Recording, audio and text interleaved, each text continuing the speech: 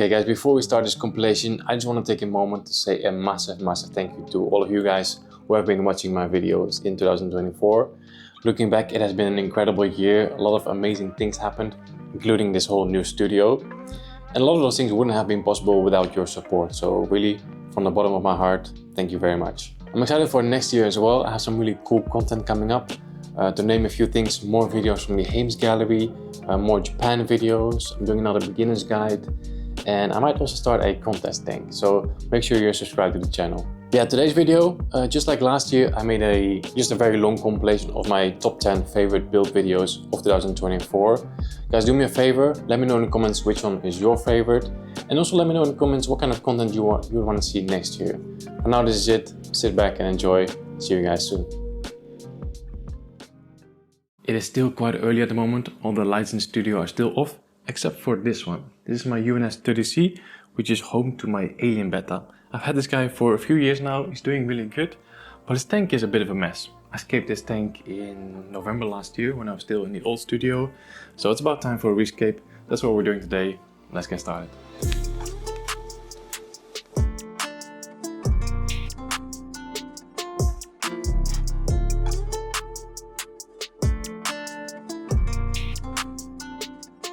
So the plan is to do a full rescape, a completely new layout, but I want to make sure that I have Mr. Alien back in his tank by the end of the day. So I'm going to show you guys exactly how we do a full rescape without having the need to cycle the tank again. First job is to catch Mr. Alien. So I have a little container. I'm going to fill this up with some tank water, catch him, place him in here, and then he can just chill in here for a couple of hours while we rescape his tank.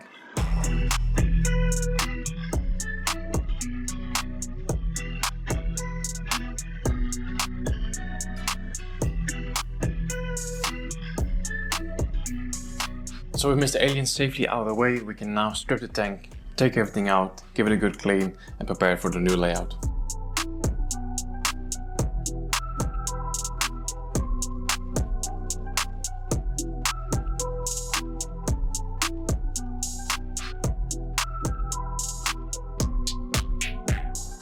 Here we go, the tank is all clean and ready for a new layout. So just a quick recap of everything that I did. I first caught Mr. Alien, put him aside. After that I removed all the hardscape and all the plants. Then I drained as much water as possible, moved the tank to the stable, and then I caught all the shrimp that was still in there. After that I removed the old substrate, just cleaned the tank, and now we're here. Now the equipment from the tank is still over here, so we have a light, we have a heater and a filter. I'm currently running the filter on this Betta tank, just to make sure we keep those beneficial bacteria alive, and then we can just escape without having to rush, you know. So this guy is also still doing good. This is my second Betta. He actually doesn't have a name, but he's still looking good. Escape is doing good, so I'm happy. Then back to our empty canvas for today. So this is a UNS30C, 30 centimeters all around, holds roughly 7 US gallons or 30 liters. It's used, it has a couple of scratches, but overall still looks pretty good. Really nice size, perfect for beginners as well. For the light, I'm currently using the nano light. Don't remember the name actually, but once we move the tank back to the shelf, I'll reinstall the Skylight Hyper Bar. So the plan for today is to make a really simple but still impactful and colorful layout. I've already selected some wood and some rocks, and I'm gonna go for an island style composition. So the hardscape will be mostly in the center, and then the sides and the front will be open. I'm gonna have some colorful stem plants in the background. Should look very nice. Let's get started with the substrate system.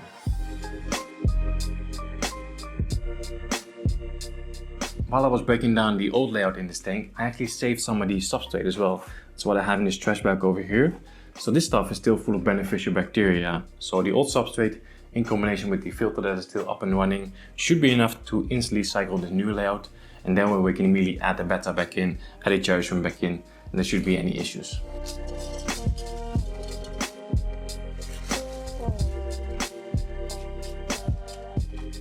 So just a little bit of the old substrate, and now we can continue building up the substrate like we normally do.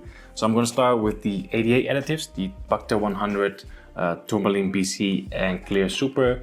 And then after that I'll cap everything with a fresh layer of aqua soil. And I'm thinking of using some cosmetic sand as well.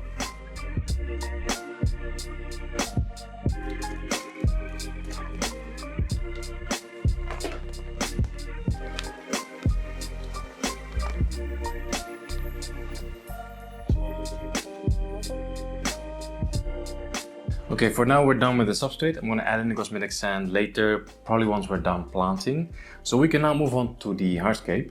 As I mentioned, I've already been kind of playing around with some hardscape off camera, and I'm gonna be reusing old hardscape. So I have some Yamaya stones and I have some black spider wood. Now the cool thing about reusing old hardscape is that there quite often is like dried up moss attached to the wood. In this case I have quite a bit of it. I think it's mostly physidins. Now it's completely dry, but actually once we submerge this wood again, the moss will start growing again. So in a few weeks we'll have a little bit of moss just kind of popping up everywhere. This always looks really cool. So I have, I think, 4 pieces of wood and 5 stones. So let's see if we can make something nice with this hardscape.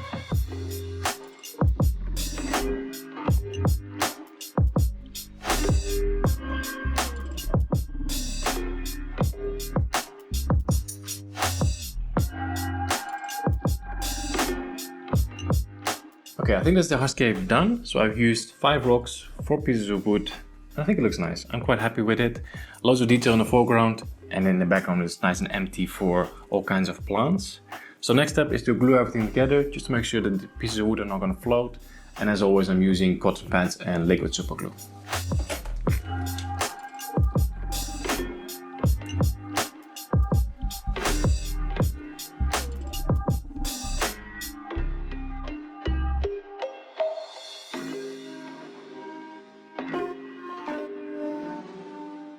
Here we go, 5 minutes later and everything's glued together. I absolutely love this method. Everything is rock solid. So if there's anybody watching that doesn't know this trick, a liquid type super glue in combination with cotton pads is a really good method to combine hardscape together or glue hardscape together. And if you want to glue plants to hardscape, I would always recommend to use the gel type super glue. Just make sure it's cyanoacrylate based, and then it's completely safe for fish, shrimp and other inhabitants. So hardscape done, so we can now move on to planting. And of course, as always, we have beautiful plants from Dental Plants. We have the new Rotella Blood Red, which is a very easy red stem plant. Some Blixa japonica, a couple other stem plants. I have some really nice Bucephalandra Red Scorpio, I think it's called. Yeah. I have some leftovers as well. So I have some moss, I have some Hydrocatyl verticillata, which I don't use very often. So I think we have a nice mix over here. So the foreground is going to remain empty, so we're going to immediately move on to the midground and do all the epiphytes. So first up we have this beautiful Boost Red Scorpio. So I had 2 pots, I kept one just whole, which I've just planted, and now I'm planting the second pot, which I've split up into 2 portions. So I'm going to try to avoid using glue, so I'm just going to try to wedge them in the gaps between the wood and the rocks. Just like so. And then from another tank I've removed a little bit of this really cute Anubias mini coin. So the Boost Scorpio is like reddish brownish, and then the Anubias is vibrant green, so we have some nice contrast. And then for the moss I have quite a lot of this so-called Bucephalandra moss, which is really slow growing, which will be perfect for maintenance, keeping it low maintenance. So I'm just gonna like tear this up into smaller portions and then also wedge it in between the cracks. That's looking pretty good already. Very natural, very aged look in my opinion. Love the combination of the boost and the mini coin and the moss. So now let's plant the rest of the plants. I think right here behind the rocks is a good spot for the Hydrocatyl verticillata. Yeah, let's just like to do the same thing on the other side as well. I don't mind a little symmetry in aquascaping. Then behind that we can do the Blixa. This is definitely one of my favorites. But it does always look a little bit weird when it's coming from the in vitro cup, But if you take your time, you clean up properly, you have a lot of portions in just one pot. And then we're just left with this little area here behind the wood. Here I'm gonna try to plant 4 different stem plants. Let's see how that's gonna work. So first up we have mermaid weed. This one is gonna go directly in the center. Then between the Blixa and the mermaid weed, I'm gonna plant some Ludwigia arcuata. And on the other side between the Blixa and the mermaid weed, I'm gonna plant the Rotella Blood Red. So this one is really going to be popping really crazy red purplish color. I've changed things up a little bit because I still had one more stem plant. So I've moved the Blixa and the verticillata a little bit more towards the front, opening up a little gap there just in the corner. And there we're going to plant the, what's it called again? The Diplis Deandra is going to go there. It's going to be a greenish orangey stem plant as well. Now this one is the most difficult stem plant that I have in here, so it might not even survive. But all these stem plants is going to help to, get the square back to being balanced again faster. Help soak up all those extra nutrients from the new soil.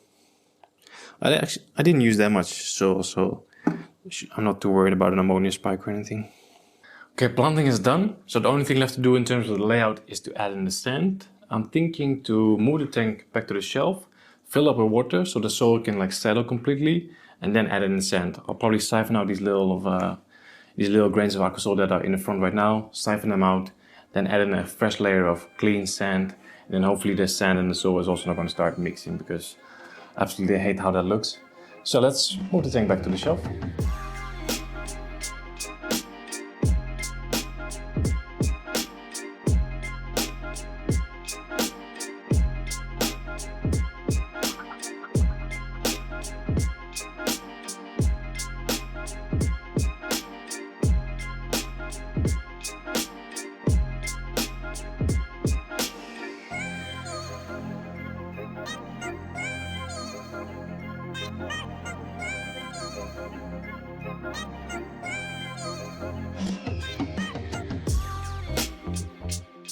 Okay, time for a little update. The tank has been moved to the shelf. I filled it up with water, installed all the equipment, including the heater. Now the heater is a bit of an eyesore at the moment. It's like dead in the center.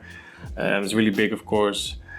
At some point it will get covered up by the stem plants, but I'm thinking of removing the heater because it's currently summer. It's quite warm in here already. Don't think I need one.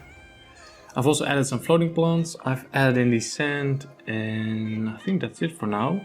I'm still waiting for the heater to warm up the water because it is quite cold. So once it's up to temperature, we can add in the fish. One thing is just an extra step. I have some cecum stability, so some new fresh beneficial bacteria. I'm going to add a little bit of that in as well. And then I'll wait a few more hours and then we can add in the betta and those cherry shrimp.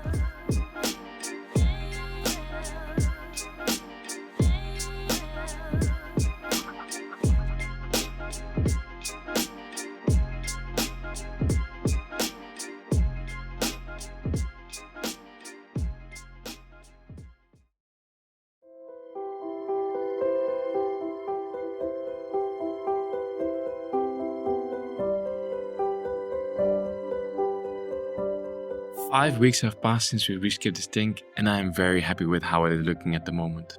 As always, I like to talk you guys through what has happened since day one, because the first few weeks of a new setup are always challenging. I like to keep it real and show you guys the good and the bad. Let's get the bad things out of the way first. So I was very excited about all the different background plants and seeing them develop into a beautiful bouquet with all kinds of colors and textures. Unfortunately, on day 10, I noticed that a lot of them had started melting. I have no idea why this happened, so I decided to just move on and replant the entire background. I had a few pots of rotala left over from a different project, so instead of ordering the same plants again and spending more money, I just used what I had available. So the background turned out a little bit different, but still looks pretty good. I also added one more plant, and that is this beautiful Nymphea gardneriana. It seems to be doing really well in here, and it actually sent out a little runner to the foreground.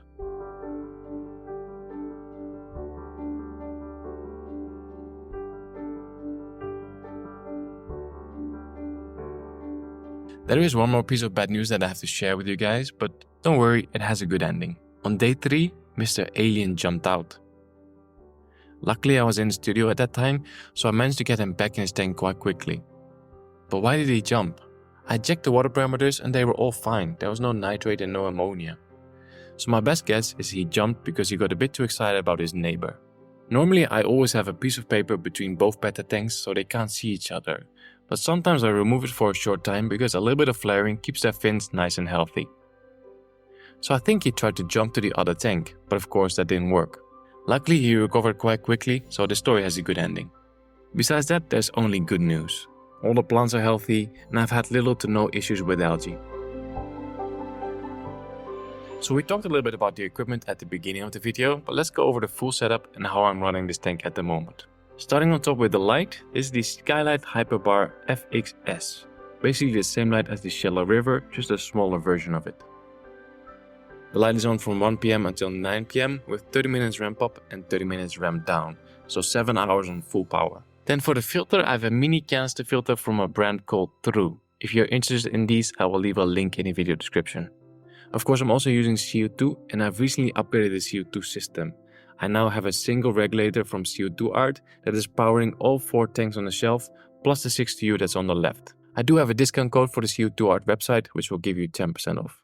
So that's basically all the equipment. Then in terms of maintenance, I'm just doing a 50% water change once a week, trimming the plants once a month or so, and adding liquid fertilizer whenever I remember, usually 3 to 4 times per week. For the fertilizer, I'm using APT0, and again, link plus discount code in the video description. I think that's all there is to say, so I hope you guys enjoyed this one, and as always, thank you for watching, and I'll see you in the next one. In this video, I'm making another aquascape with an arch as a focal point. I made a small one last year with dragonstone, but this time we're making something bigger with lava rocks.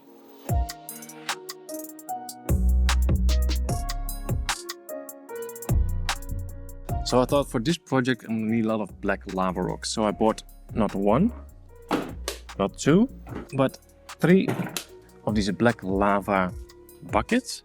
Found these online, they were quite cheap, so I thought why not just buy a few of them. I love using black lava rocks, very versatile, so it's always good to have some around. So I'll leave a link in the video description for the buckets.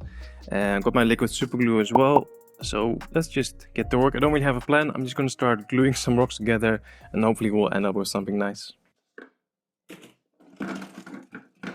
Here we go. Now you can kind of see what we're working with. So it's a good variety of sizes. It's quite a big one, a bunch of smaller ones. So should be able to make something nice out of this.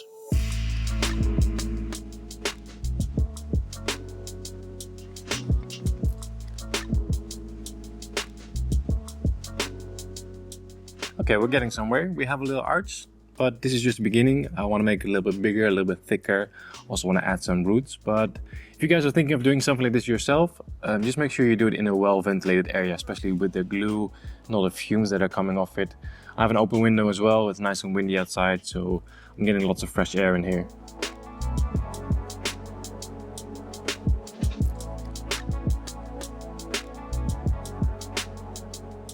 Okay guys, the arch has started to take shape.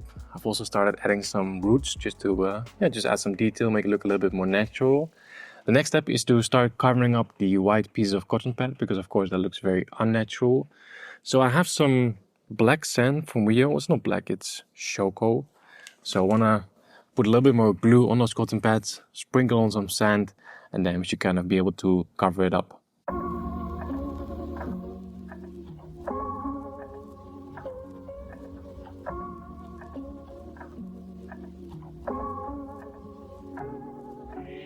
Okay guys, the arch is done. Feels quite solid. Can easily pick it up without fearing that it's gonna fall apart. So I want to put it in the tank, but before I can do that, I first want to add in the substrate. Okay, so we're gonna go for the usual dental plants substrate system. So first up we have the nutrient-rich base layer. This needs to be covered by something, so normally you would cover this with gravel or with sand, but I actually like to use it in combination with aqua soil. Then on top of the base layer I'm going to go with a few of these power caps. So these are just clear capsules filled with nutrients. I'm going to open them up and sprinkle them all over the base layer. You can leave them whole, you don't have to open them up. But I find that this way you kind of spread out the nutrients a little bit better, you know. Otherwise you just concentrate it in a few places. And then as a last step we just cover everything with aqua soil. So I'm using the aqua soil from Dental Plants. Of course because they are the channel sponsor. But I also really like this one because it's not crazy rich in nutrients like some other aqua soils. So with this one, if you miss a few water changes, it's not really a big deal, you know. So now we have a nice little cushion for the arch to sit on. If I can get it in the tank, it'll be nice. Here we go. I'm thinking about the path right now because I want to have a little sand path in the center, and I want the path to either go to the right or to the left and kind of disappear in the background, you know. So we have to see if we're gonna bring the path this way or bring the path that way. Okay, I think I'm gonna have the sand path going that way. Not sure yet. I first want to start adding in a few more rocks because at the moment the arch looks very artificial, I guess.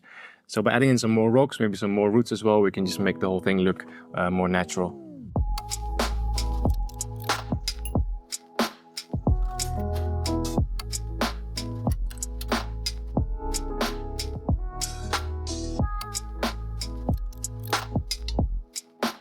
Okay guys, it's now the next day and the hardscape is pretty much done. So I made a few changes yesterday. First of all, I was not really happy with how low the arch actually was. I wanted it to be a little bit closer to the water surface. So I raised the left side and put a big rock underneath it. So right now it's a little bit higher and I think it looks much better. I also added in more soil in the background just to have more of a slope, just to help kind of create that sense of depth. I added in some more small details with the roots and just a bunch more of these smaller lava rocks. And believe it or not, remember those 3 buckets of lava rocks that I had? There's just 1 rock left. So this rock over here is the only one that's left. I didn't use it, don't really have space for it. It's also not very pretty, it's kind of a weird texture, but yeah. All those 3 buckets were used, I did not expect that, but the hardscape pretty much done. I think it looks really good. And now we just have to plant it. I've ordered the plants, but it's going to take a few days for them to get here. So I was thinking, in the meantime, we can just continue setting up the rest of the equipment. We need to install a filter, we need to install the CO2. And I'm thinking to also fill up with water. And basically just do a really short, dark start. So fill up with water, get the cycle going. And then once the plants arrive, we can drain it completely. Kind of get rid of some of those excess nutrients released by the soil. And yeah, so let's start with the filter. So for this one, I actually have a brand new Oase Biomaster. It's a 600. So apparently they've upgraded the Biomasters and we now have the Biomaster Pro. And don't worry, the box got a little bit damaged during shipping, but according to the box, we have a 25% increase in flow rate. So that's interesting.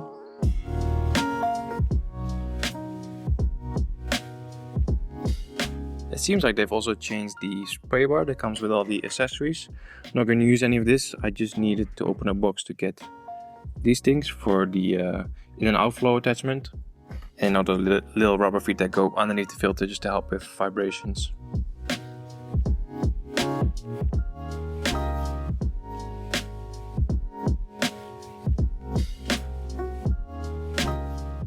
I think in terms of filter media, it's pretty much the same. But I think there was a change in the pre-filter. Let's have a look at that. If you open this up, if you remove those sponges, there's like a little tube here.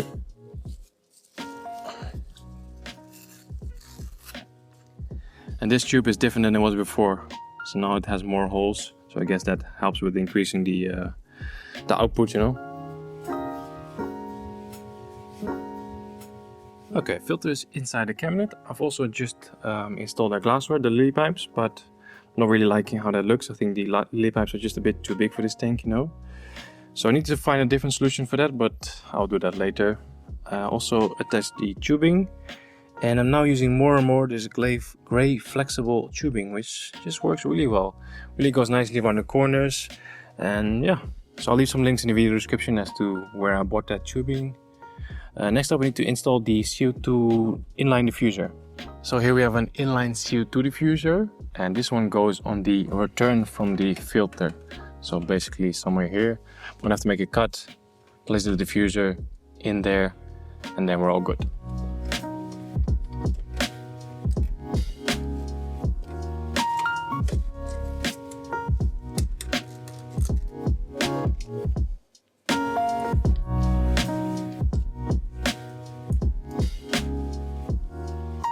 Okay, we have the filter, we have the inline CO2 diffuser. So the last thing we need is a CO2 bottle and regulator.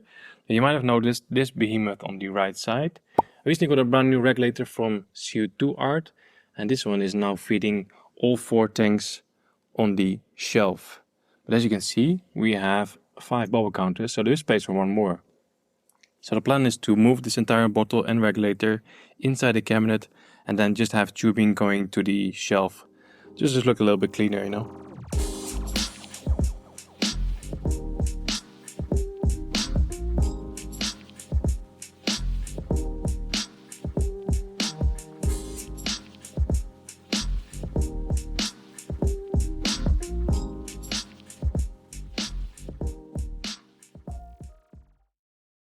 Okay, fast forward. I think it's been 5 days since filling up the tank with water. It's looking good. The water did go a little bit cloudy after 2 or 3 days, but it's all cleared up now. I've also added some floating plants. I had a tissue culture pot of Salvinia left over, so I thought I might as well just add them in here and save them. And we also have actually 1 Amano shrimp in here. I came into the studio a few days ago and he was just kind of casually walking over the floor, so I quickly threw him in this tank. So plants have arrived, so we can now finish the layout. So I'm going to drain the water again, remove the floating plants, remove the amount of shrimp, and then we can start planting.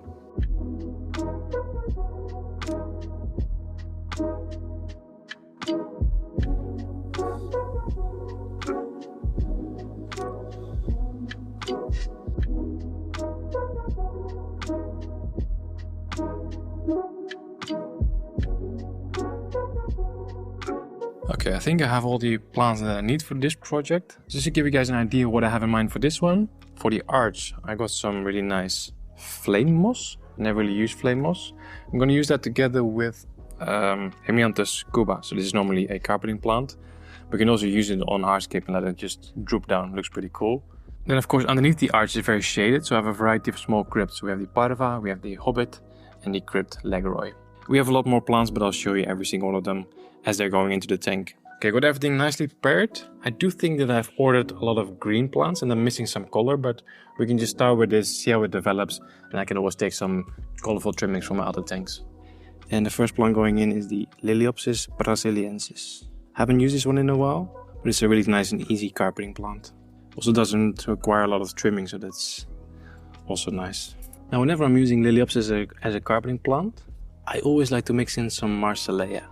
I just love how natural it looks when you have a straight leaf and a round leaf just mixed in together. Okay, so that's the first part of the foreground done with the Liliopsis and the Marsilea.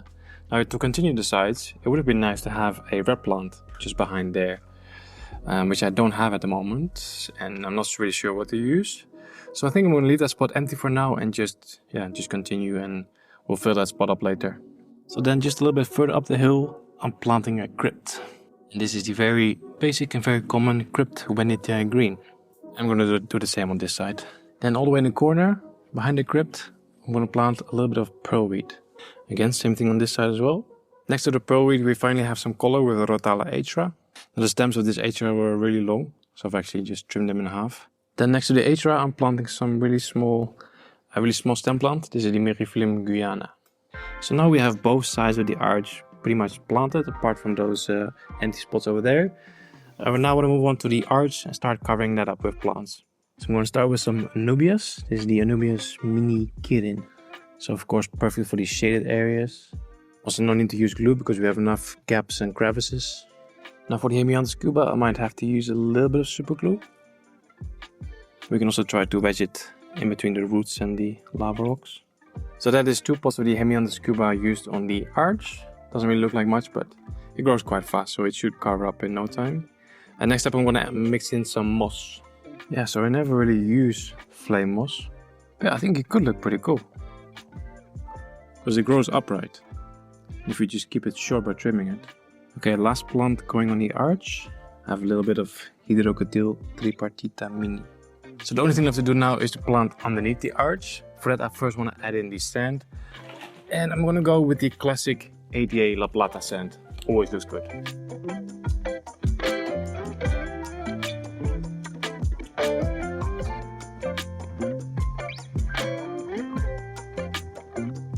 Okay, sand is in, and then now hopefully if I spray it a little bit, the sand is going to like settle in all the small gaps.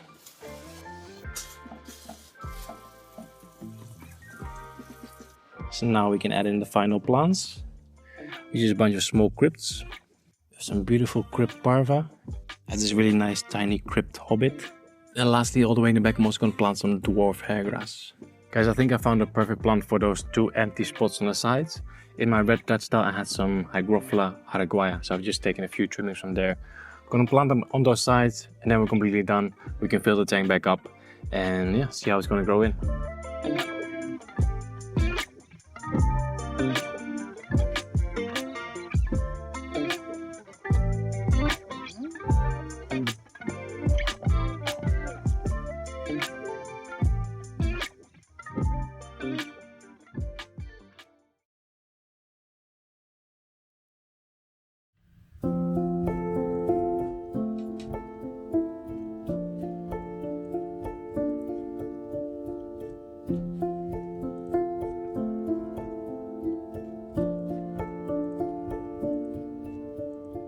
Here we are guys, 44 days later.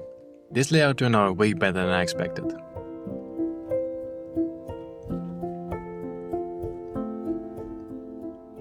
Overall, this tank developed well without too many issues, but I do have to say that during the first few weeks I struggled to get some good growth out of the plants. I think the reason for that was the light, because the arch sits pretty much in the center of the tank and need more light in the front and in the back. So a single light in the center is obviously not ideal. So a few weeks ago I swapped out the Twin Star S3 for 2 AI freshwater blades, and since then the plants have grown a lot better.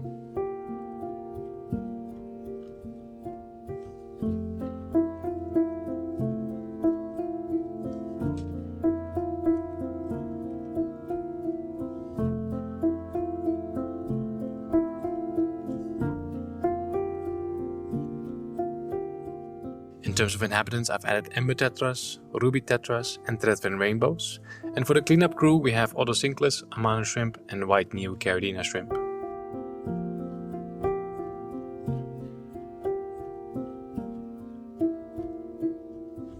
As with most of my tanks, the light is on from 1 PM until 9 PM and the CO2 is on from 11 AM until 8 PM. On the weekend I do my maintenance and this tank gets a 25% water change. In terms of fertilizer, I dose mostly APT1, but if I feel like the plant needs some more nitrate and phosphate, I'll add some APT3 as well.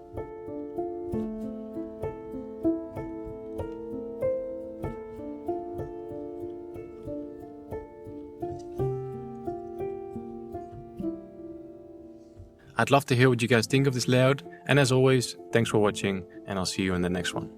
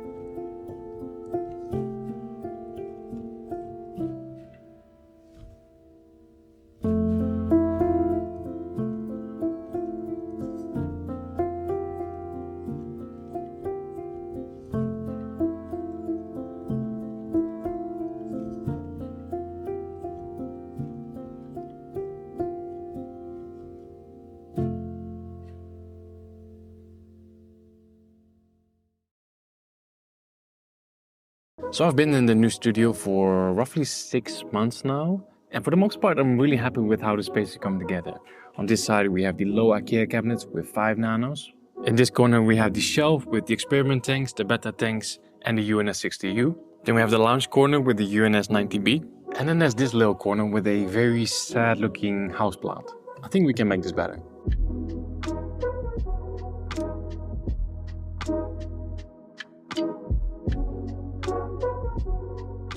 Okay, so the houseplant's been moved out of the way. I'm going to try to give it a better life in a different room with a little bit more light. So this wall is now empty, and this wall is 38 centimeters. I guess it's more like 36 if we don't count the trim at the bottom here. And 36 centimeters is exactly the length of one of my favorite nano things, a Mini M. See? Fits perfectly.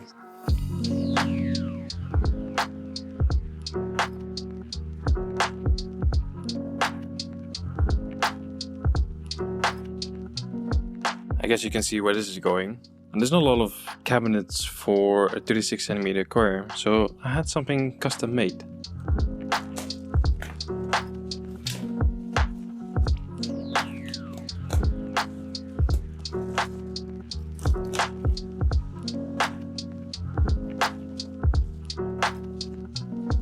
Here we go, nice little cabinet, fits perfectly in the corner. And we have a drawer on top, we have a door, we have cutouts in the center here for the filter hoses. There's a cutout in the back as well for electrical cords, so yeah, I'm really happy with it. There's a little bit of damage here on top in the corner from shipping, but nothing that a little bit of paint won't fix. So this was done by Ben. Ben is a guy from the UK. He's actually an aquascaper as well, but he also makes aquarium cabinets. So I reached out to him, asked if he could do something for me, and yeah, he sent me this. So Ben, thank you. I'll leave his Instagram on the screen right now, and if you guys are interested in the cabinet as well, reach out to him.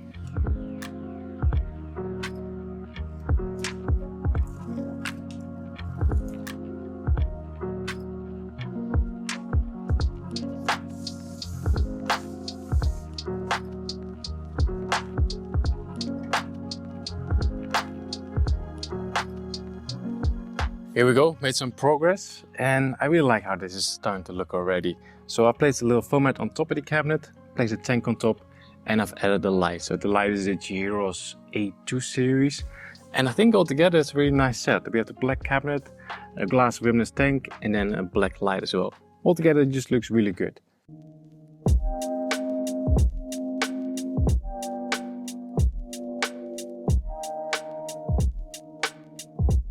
Now besides the cabinet, I got something else from Ben, something I'm even more excited about. You see, recently Ben started making these hardscape dojos, which is something you usually only find in high-end aquarium shops. But I've always wanted to have one at home so I can practice my layouts even if I don't have an empty tank. Now full transparency, I paid for the cabinet but the dojo was for free. But I think it's a really cool product. It has some really cool features. For example, these lines here, they kind of determine the golden ratio. And then, yeah, you can just make it smaller and turn it into whatever you like. So right now it's a 60p, but if we remove the bolts from this side panel here, we can make it smaller. We can take a background. So if we just add a background, I think it goes right about here. You can also gear this with bolts as well. But if you just bring this side panel closer, then you have a 45p. And if you add this one and you bring the side panel to here, we have the 36p, so exactly what we need for this size tank.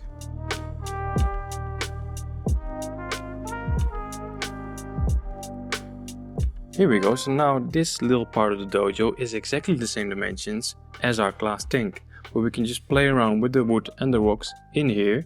We don't have to worry that we're going to make some scratches on the glass, so yeah, let's do it. Let's do a little test run.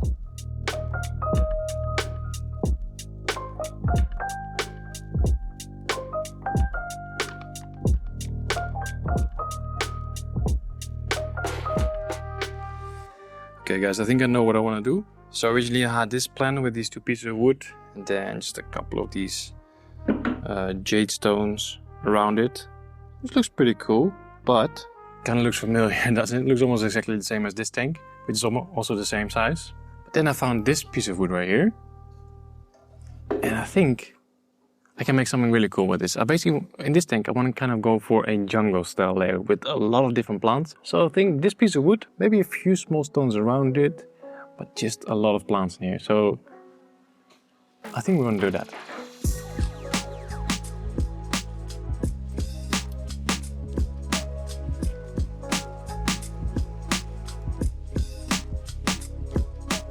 Okay, subset is done. So now for our super detailed hardscape. Only thing I don't like about this piece is that you can see where they kind of cut the wood, so it has a very straight edge. So I'm just going to use some pliers and kind of just break it up a little bit. Well, not straight, but just to make it look a little bit more natural, you know.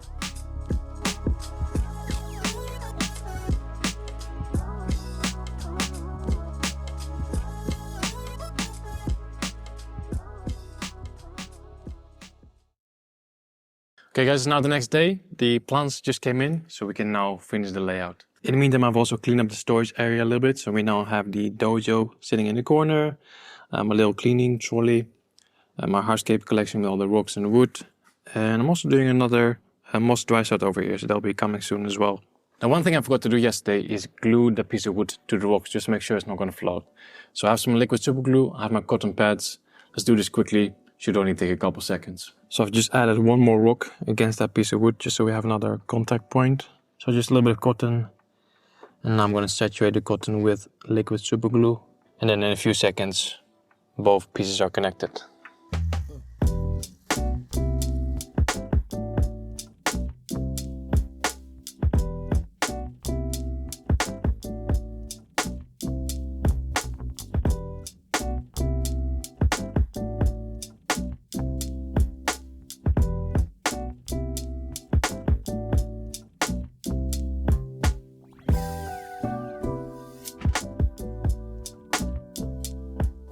Okay guys, planting is done. It's looking really good already, really densely planted as well. So I think if we're not gonna have any issues with melt and all these plants are gonna take off, then there's gonna be a really dense jungle in no time at all. But yeah, some plants are starting to dry out, so let's quickly fill up with water. I'm gonna use RO water and I'll add some minerals as well.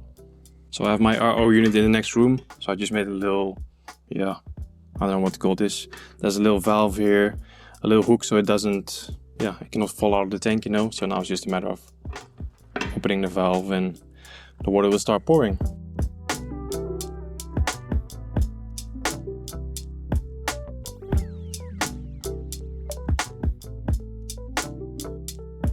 Okay, tank is full, and in the meantime I've also installed the filter.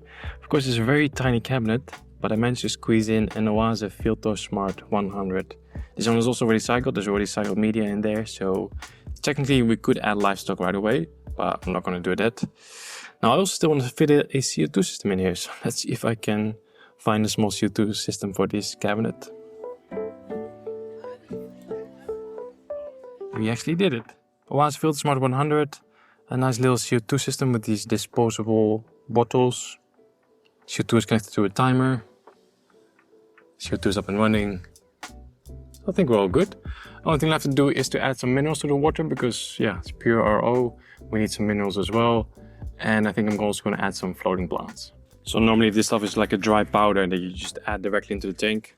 But I just like to mix it with some water so it's just a bit easier to dissolve, you know.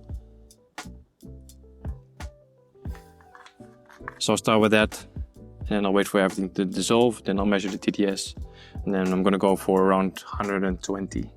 And then for the floating plants, I'm just gonna go with some Philanthus fluitans, aka redwood floaters.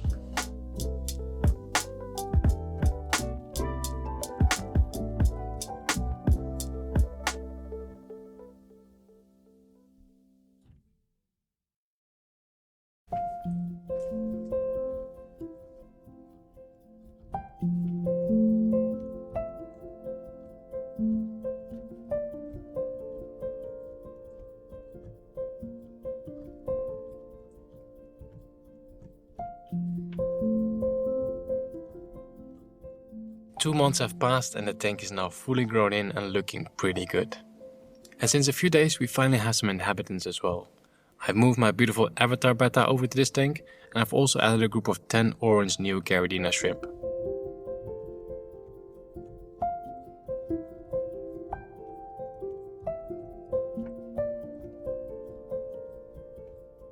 This Betta has been living with shrimp ever since I got him, and there has never been any issues. Even if he would try to catch them, they'd probably just go and hide in the dense plant mass.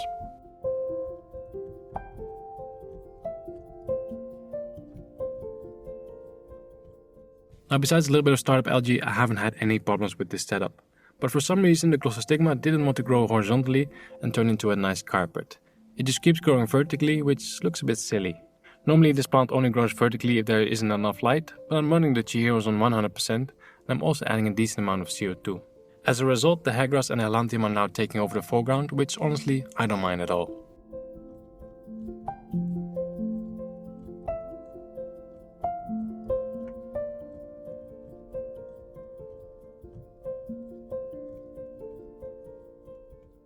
So I'm really happy with this little setup and I think it's the perfect addition to the studio. I hope you guys enjoyed this one as well, and as always, thanks for watching, see you in the next one.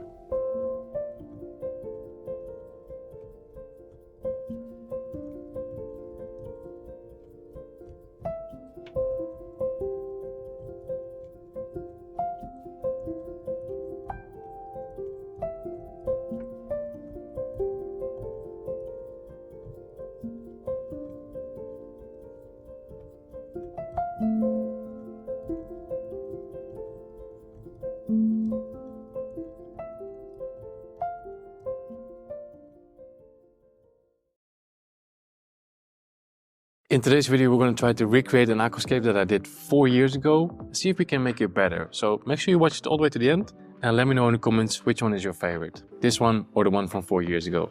Let's get started.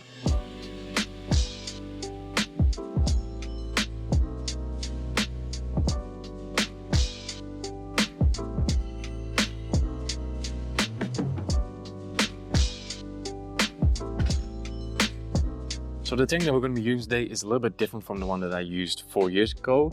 Today we're using a UNS 45T. Let's check out the dimensions. From left to right, it's 45 centimeters, or that's like 17.5 inch. Front to back, we have more or less 28 centimeters or 11 inches. And the height is 36 centimeters. And that is 14 inches. So the total volume is roughly 42 liters or 11 gallons. And quite interesting dimensions. Normally for aquascaping I would like a little bit more depth, a little bit less height, but I'm up for a little challenge. Then for the light I'm using the Chihiro's WRGB Pro 2. Really powerful light. You can change the colors, you can make schedules, sunrise, sunset, all that good stuff. Now this tank is actually going to replace the one behind it. So that one will be taken down. But I'll keep the filter, keep the CO2 system, and just attach that again to this new scape. So basically this one will be cycled immediately. Okay, let's get to work. First thing I want to do is add a background, and as always I'm using this self-adhesive glass window film. You can find this in your local hardware store or on Amazon, and I'll leave some links in the video description. Actually, I'll leave links to anything that I'm using for this build in the video description.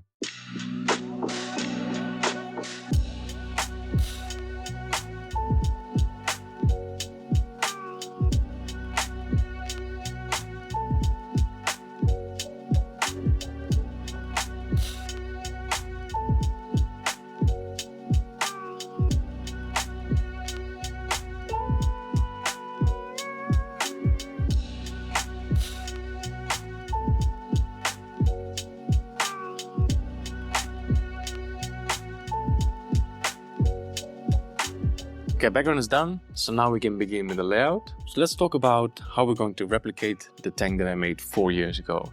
That layout was quite special because it had these large black lava rocks that were completely covered in Fissidens moss. Now I achieved that result with a so-called moss dry start. So for that layout I just took a little bit of Fissidens moss, I put it in a blender with a little bit of water and I think some aquasol as well, and I just painted that mixture all over the lava rocks, and then I covered it with cling film, let it dry start for about a month or so, and then I scaped the tank. And that's exactly what I've prepared for this layout. So I actually started on this project already a month ago.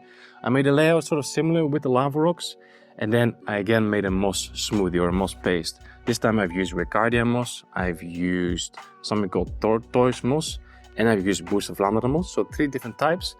Added them all in a little cup, added some water, blitzed it up, and again painted the rocks with this moss smoothie. Covered it with cling film, and then I just let it be for about a month. I think it's been a month, yeah. Occasionally I would spray it with some water or a little bit of APT Dew, which is kind of like a nutrient spray. And right now, some of the rocks are looking nicely covered with moss. Of course, it still has a long way to go, but it will grow faster once we submerge these rocks underwater. So the hardscape is sort of already done. So let's add in the substrate, then we can put the rocks back in, plant it, and then we just have to let it grow in. Okay, so first part of the substrate is going to be some crushed lava rock. Since this gram is only 28 centimeters front to back, I want to build up quite some height just to help increase that sense of depth, you know? Now crushed lava rock doesn't really contain a whole lot of nutrients, so the next thing I'm going to add is the substrate from Danilo plants. This is just a very nutrient-rich base layer. So I'm going to sprinkle this on top of the crushed lava rock, and hopefully over time it will kind of sink down through all the little gaps and provide some nutrients for the roots.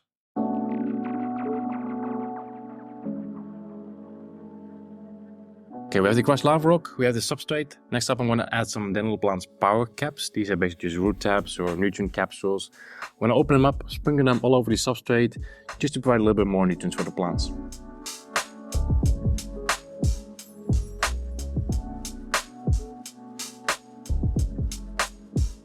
Okay, next up I'm going to add the ADA substrate additives. So that means we're already up to 6 different items just for the substrate alone. And we're not even done yet, we're also going to add in aqua soil. So I'm sure some of you that are watching are thinking like, isn't that a little bit much just for the substrate? And to be honest with you, it is a lot. And none of this is really necessary. You can get really good results by just using substrate and covering that with some gravel or just using aqua soil. The only reason I'm using all these different products is because I want to really I want an active substrate immediately. I want to have a lot of nutrients in the substrate just so I can boost the plant growth and show you guys an end result within 4 to 6 weeks. So I'm starting the video right now, but I'll show you the end result at the end of this video. And I want to make sure that that process goes very smoothly and yeah, just without any issues, you know. So that's why I'm adding all these different products. You can do the same if you want to, but you don't have to.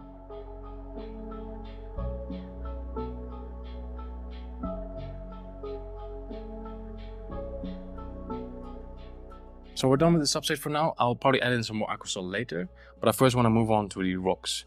We now have a good cushion for the rocks to sit on, and we've also kind of already increased the height a little bit. If you would just put the rocks on the bottom glass, then the rocks would only come up till here, and the top part of the tank would just be empty, you know. We could fill it in with plants, of course, but it's nice to have the rocks a little bit more elevated. So let's see if we can kind of recreate the hardscape from the tank that I made 4 years ago.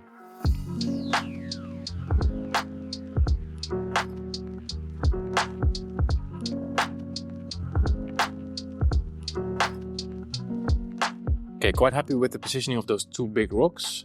I just want to make sure that they're not the same height. So this one is now a little bit taller, this one is a little bit lower. I think right now it looks good. Next up I want to add in a little bit more aquasol.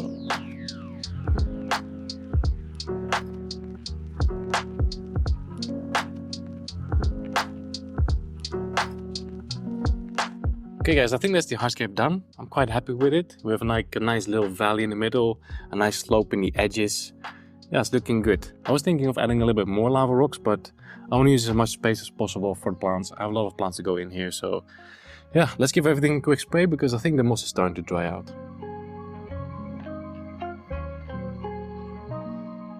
Okay guys, let's see what kind of plants we got. As always, the plants are sponsored by Dental Plants. Big shout out to them. I have mostly tissue culture, including a new one, the Rotala rotonifolia bloodred. Beautiful plant. Of course, that one's going to go in the background. For the foreground, I have Glossostigma. I haven't used this plant in a while. With the tank that I made 4 years ago, I made the mistake of using dwarf hairgrass in the foreground. And dwarf hairgrass in combination with the Fiston's moss is a bit of a nightmare because you always have tiny pieces of moss falling into the foreground. And then it's going to start growing from there. And before you know it, you have a moss foreground instead of a hairgrass foreground. So yeah, we also have some Ricardia. This is just for places where the dry start didn't really work, so just a few patches of Ricardia here and there. I have a floating plant, the Salvinia minima. Always like to use floating plants in the new setup, just to help with soaking up those excess nutrients. And I think that's it. I have a few more Bucephalandra as well, which I don't have right here, but we're going to add some boost on the rocks as well.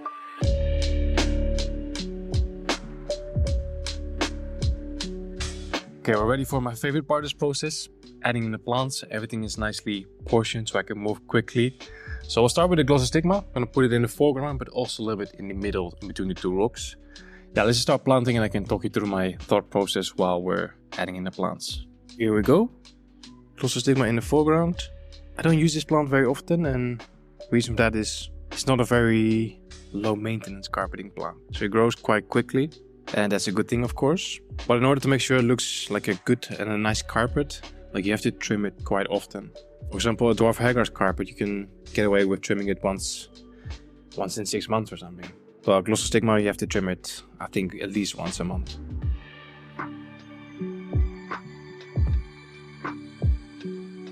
Then as a transition from the Glosso towards the background, I want some hairgrass. So at some point this will start mixing with the Glosso and it will look really natural.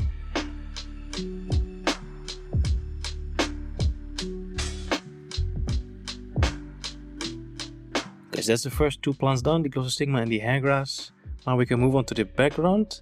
And once the background is done, we will add some moss and some epiphytes into these dark patches underneath the rocks. Okay, so first up the Rotala bloodred. Doesn't really look like much right now because it came from a tissue culture cup. Yeah, this is going to be a beautiful reddish, purplish Rotala. Then in between that, I'm also going to plant some Juncus repens. This will look really natural in between the red stems. So I've planted the Juncus repens and the Rotala bloodred on both sides in the background, but actually I have one more background plant. This is the Rotala rotonifolia. This one has been grown immersed, so it's very big, very tall. So if I would plant this as it is right now, it will probably cause too much shade for the bloodred, and the bloodred will not really grow very well. So what I'm going to do is I'm literally just going to cut off all of that and just plant is a little bit of the roots and just a little bit of the stem. And in this way, the bloodred and the rotunifolia will both get enough light to grow. So the main reason for adding in this rotunifolia as well is just to add a little bit more color variety, you know. If it was just the bloodred, of course it would look very nice, but it would be very red. With the rotunifolia mixed in there, we'll have a little bit more of a natural color variety, in my opinion. And don't get me wrong, the stems that I just cut off, you can still use them, you can still plant them in the background. I'm just not going to do that because I already have enough plant material in the background, but if I would have more space, I would add this in as well. But that's the background done, so we can now move on to the rocks. For that, I have the Ricardia moss. I have some really nice Bucephalandra Serum Blue Brown, and I think I have a few other boosts as well. So unfortunately, the moss dry start didn't work everywhere, so in those spots, we're just going to use some patches of Ricardia moss. And same thing with the Bucephalandra, just a little bit of super glue attached to the rhizome. And just stick it anywhere, but I'm sure we've all seen this before, right? Okay guys, planting is done. Looks pretty good already, but a freshly planted tank always looks a little bit so and so. So next step is to move the tank into its new position, install the filter, install the CO2, fill up with water. And then as always, at the end of the video, you guys are going to see how this tank looks in about 4 to 6 weeks from now.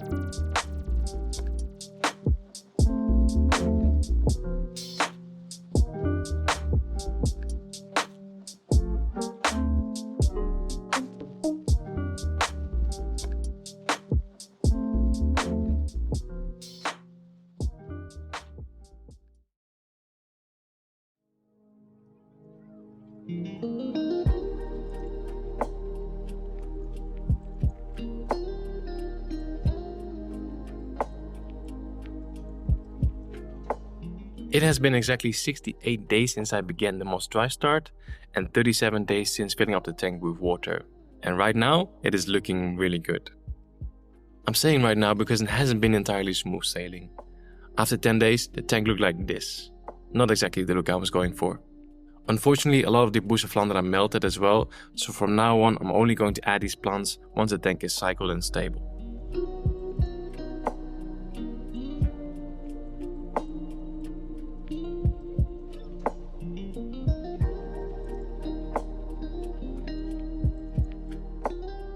With a little bit of care and attention, I managed to get the tank back on track, and a week later I decided to introduce the fish, a nice group of Chili Vasboras.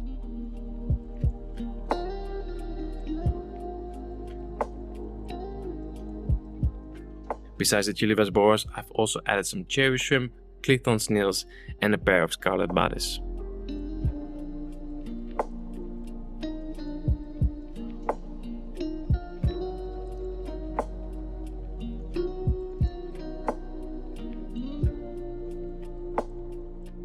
Now let's talk about the moss. I really love how the lava rocks have developed, especially the one on the right. For the dry start I use Ricardia, Boost moss and tortoise moss, and I think the tortoise worked the best. That's the moss that's growing downwards.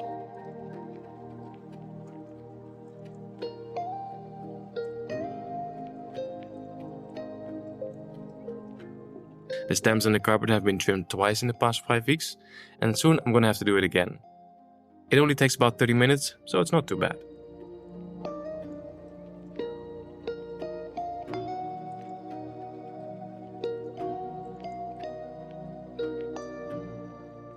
Now there's only one thing left to do. And let me know in the comments which one is your favorite. This one or the one from 4 years ago.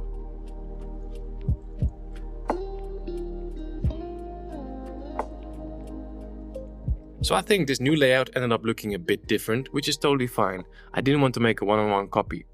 But I do think that the overall composition of the previous layout was better. But yeah, I'm curious what you guys think.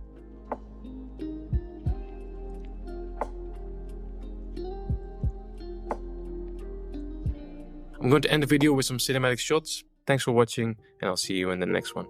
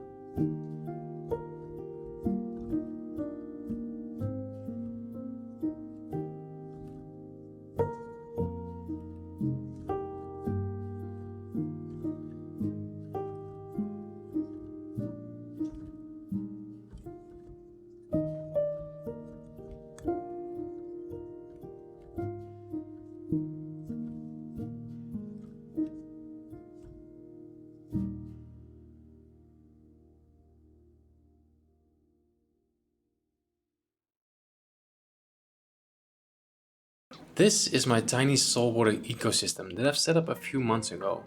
It has all kinds of coral, fish, shrimp and a bunch of other creatures, and in this video I'm going to show you how easy it is to set up and maintain a small saltwater aquarium, and that it doesn't have to cost a fortune. So let's get started.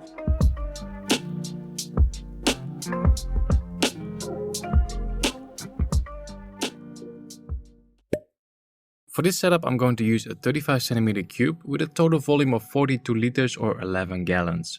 I've already attached a background to the tank as well as a foam mat underneath the tank. The foam mat helps to distribute the weight evenly, and the background is there just so I don't see the wires and the tubing behind the tank. I don't like having visible equipment in the tank, so I'm going for an external canister filter with a built-in heater. That way everything is nicely hidden in the cabinet. The last piece of equipment is the light. I'm going to use this smart LED strip, which is not too expensive, has app control and looks great in my opinion. There will be links below to everything that I'm using for this build, so make sure to check that out. Now let's build the hardscape. I want to create a natural looking structure for the corals to sit on, and I want to create some hiding places for the fish and shrimp so they'll feel more comfortable.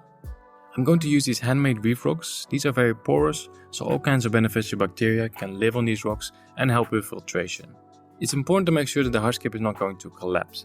So I'm gluing all the rocks together with super glue and cotton pads.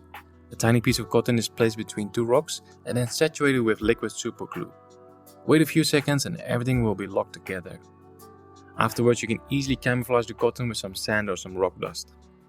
That's the hardscape done. The final result has lots of little gaps and caves, and I can view it from the front as well as from the right side where my desk is. Now we can add in the sand.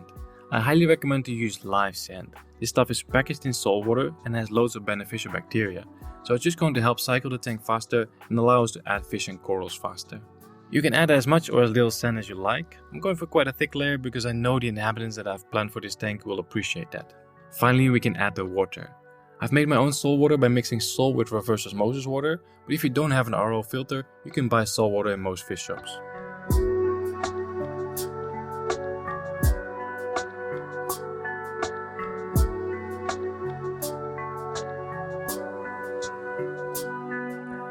Now we can also set up our filter. On the left side I just have a normal filter sponge. On the right side I'm adding biological media from my other nano reef to help kickstart this filter. And in the middle I'm adding a bag of carbon media. This helps to remove unwanted chemicals and keeps the water crystal clear. I've also swapped out the standard in and out flow for glass lily pipes, just because I like the look of them.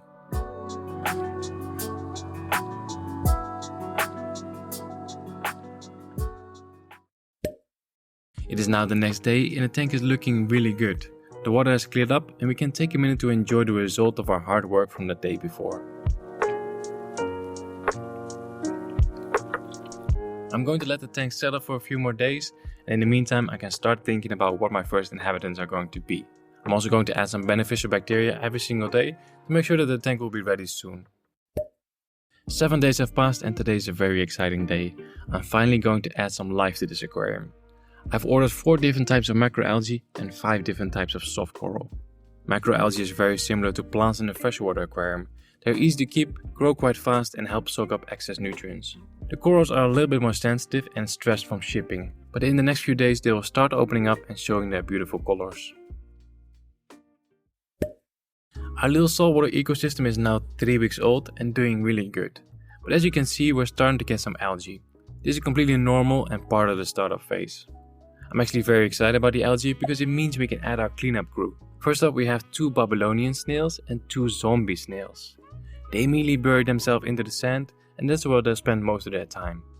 If it wasn't for their siphon sticking out, you wouldn't even know they were in here. Not until dinner time comes around. Even though the snails are great at cleaning the sand, we need some more help with cleaning the tank. So that's why I'm also adding in hermit crabs.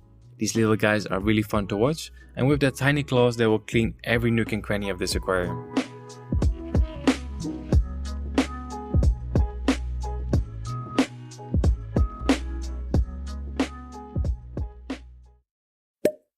It has been a little over a month since this tank was set up, and it is time to add some new inhabitants.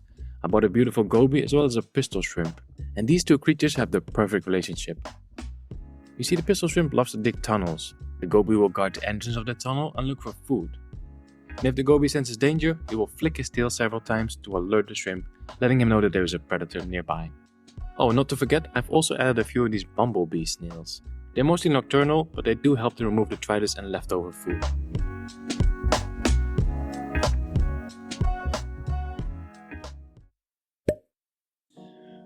Okay guys, today is a very exciting day. We have a new box, so some new inhabitants. But first, let me give you guys a quick update on how the tank is doing. So I think we're almost at day 100, like 90 something. I set this tank up in July and it's now almost November. As you can see, I did upgrade the tank with a little flow pump or wave maker, whatever you want to call it. Kind of just felt like the external filter wasn't producing enough flow for this tank. But yeah, overall it's doing really good. The corals are growing well. This one here in the center, the Kenya tree, is growing really big. The inhabitants doing well. Here in front we have the goby with the pistol shrimp. They were very shy in the beginning, but now I see them just more often. But at the same time, the tank still feels a little bit empty, you know? Like we have the pistol shrimp and the goby, we have these snails, which of course are mostly buried into the sand. The hermit crabs are really small. I also have a peppermint shrimp in here, but I never see it, it's always hidden in the back. So I kind of felt like, you know, we need a little bit more fish in here. That's what we have in the box over there. Okay, are you guys ready? I'm so excited. My first ever clownfish. Oh, they are so beautiful. I have 2 of them. Here's the other one. I'm gonna quickly start acclimating them. In here I have a sea urchin, and in this bag we have a few more snails. Okay guys, they've been acclimating for a little while. I think it's time to release them. Welcome to your new home, guys. Go ahead. I'm so excited. This one's a little bit pale, but let's see how fast he will color up. Of course, they're both just completely stressed out from the journey, so we'll give them a little bit of time.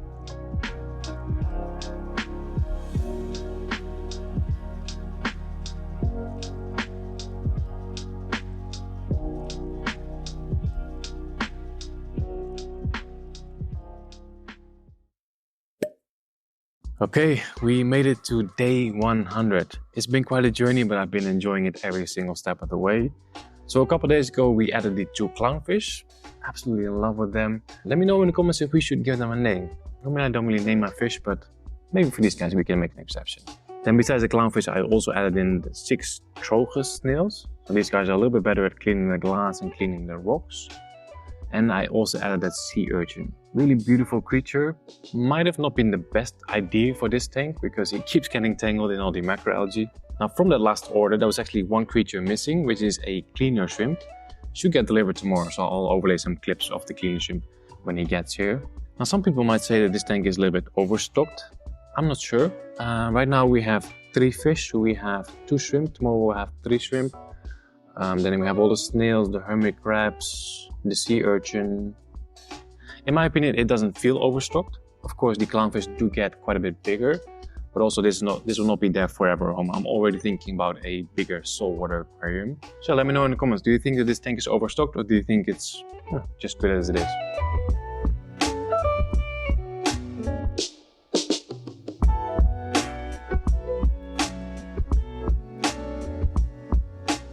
Now I wanted to take a little moment and talk to you guys about maintenance, because I feel like most people think that taking care of a saltwater aquarium is just a lot of work, but actually this one is really easy to care for. I would say it's almost easier than all my freshwater tanks. So it's now been 100 days, and in those 100 days I've only done 1 water change. And to be honest with you, I don't feel like there's a need for water changes in these saltwater tanks, especially with this soft coral and macroalgae combo, because these corals, these macroalgae, they kind of soak up all those excess nutrients. So my nitrate, my phosphate are always very low. So the only maintenance I do is scraping the glass with my algae scraper. I do that like maybe twice a week. Then every 3 to 4 weeks I will clean the glass lily pipes. I just remove them, soak them in some more warm water with bleach, and then just put them back. Of course, after dechlorinating them. Sometimes I do have to trim the macroalgae, but again, it doesn't grow that fast. And of course, feeding the fish and the corals. I do it every day, but I don't really consider that as maintenance.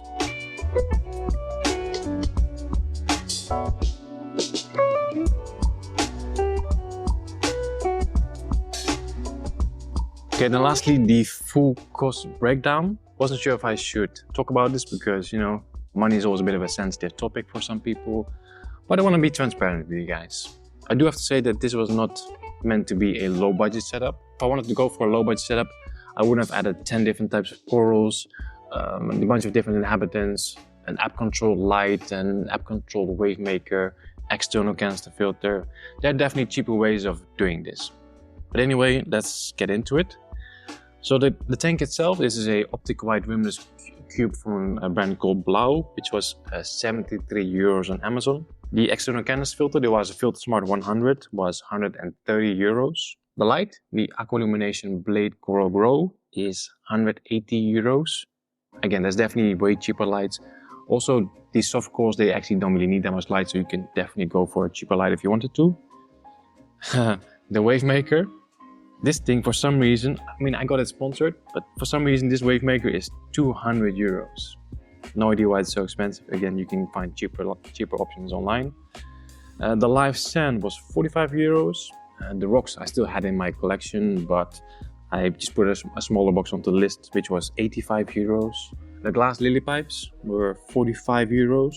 Then the first order of macroalgae and corals that I placed on day 7, that was a total of 230 euros. Then on day 21, I added some cleanup crew and those 2 feather duster worms. That was a total of 100 euros.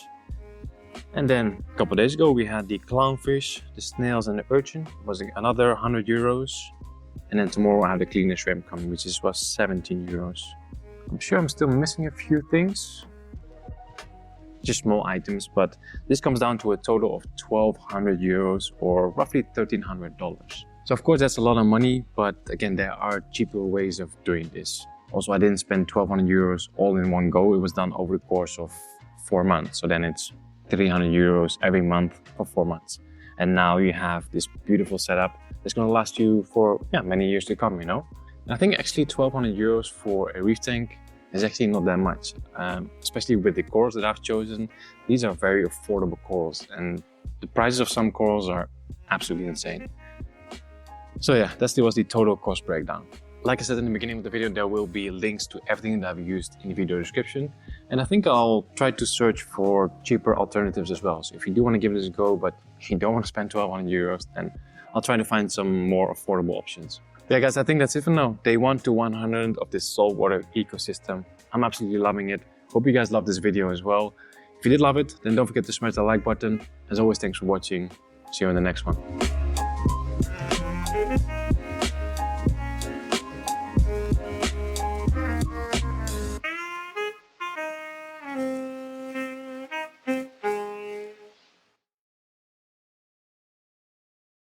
I'm excited for this one, guys. I mean, I'm always excited when it comes to making a new aquascape, but I have a feeling that this one is going to be really cool.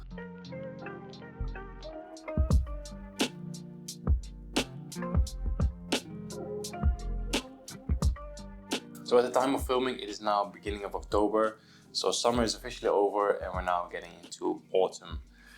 So the plan for today is to create an autumn vibe aquascape. So I've ordered a bunch of orange brownish plants. I'm going to use some green plants as well, but a lot of orange, a lot of brown in there. Kind of going for a little forest aquascape. So our setup for today is a UNS 30 centimeter cube. So 30 centimeters all around, holds roughly 30 liters or like 9 US gallons. Then the light is from Twinstar. This is the S series. So it's an RGB light, and this will definitely help bring out those orange colors that we are going for. Okay, let's start building our substrate. I have 3 different items. First up, APT Start. This is like a substrate enhancer. So in this little pouch we have some nutrients, some beneficial bacteria, just really going to help cycle the tank faster. Then in this jug I have some old aqua soil. I actually took down the previous layout in this tank yesterday, so I saved some aqua soil. Again, this is full of beneficial bacteria, will help cycle the tank faster. And then we're just going to cap everything with a fresh layer of aqua soil.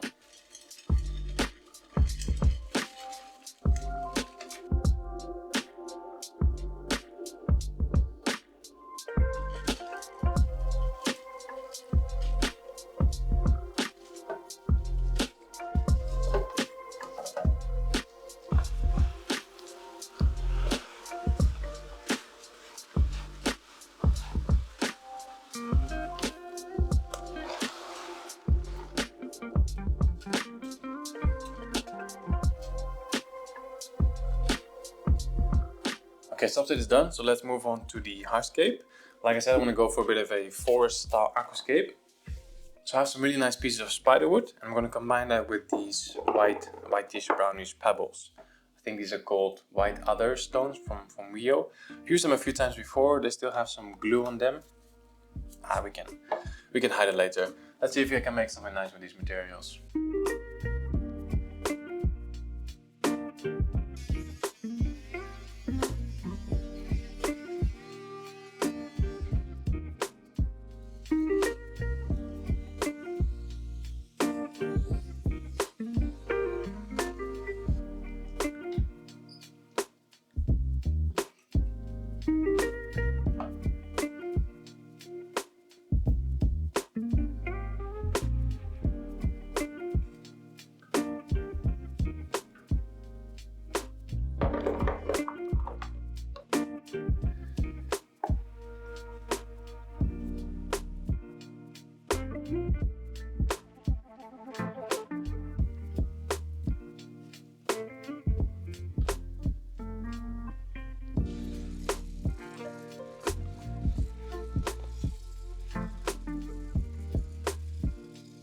Okay guys, hardscape's done. It's looking good. I'm really happy with it. I think it has a nice forest vibe. Next step is gluing. We definitely need to glue everything together because first of all, the wood hasn't been waterlogged, so it's going to float. And also there's so many branches. If I were to do some maintenance in here, I'm going to knock something over. So I'm just going to glue everything together. I have my liquid super glue, I have my cotton pads, and I have these precision tips. So I just add these to the liquid super glue bottle, and then you can really get into the small nooks and crannies. And of course a small pin set as well. I'll leave links to all this stuff in the video description for you guys.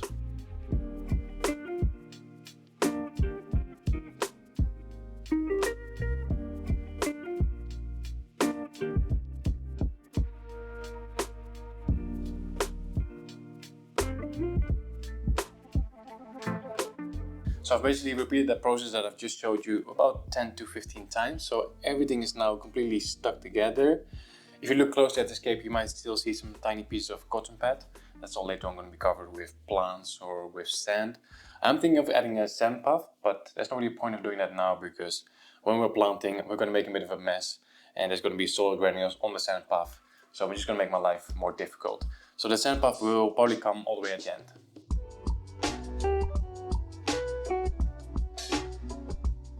Okay, all ready to start planting. Like I said, I'm going for a bit of an autumn vibe, so a lot of orange. But of course, a lot of plants are still green right now. They will just turn orange in a few weeks. Also, I'm doing the initial planting now but by the time you guys see the end result, I might have changed a few plants here and there as well.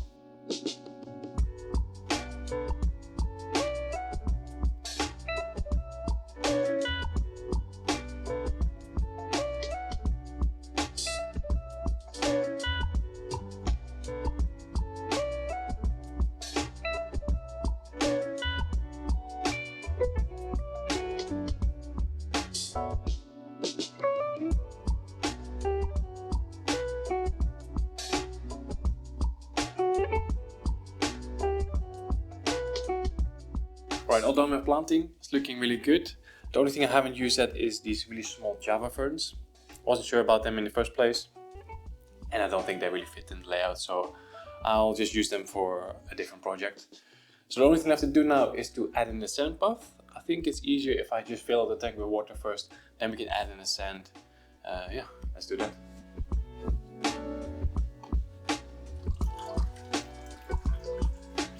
So I have two options when it comes to the sand. One is quite light, this one is a little bit darker. I'm not sure which one to use. I think the light one will give a nice contrast with, yeah, just the overall hardscape.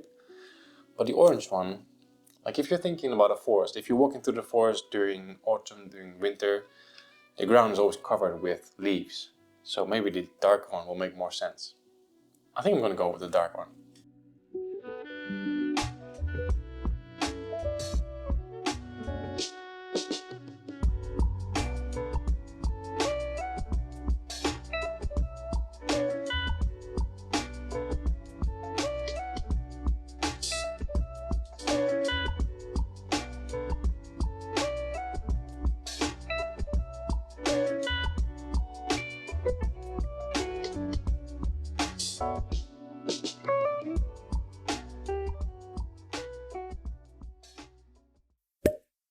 It has actually been a few days after the last clip. I filled up the tank, I've added a small hang-on back filter, added CO2 as well.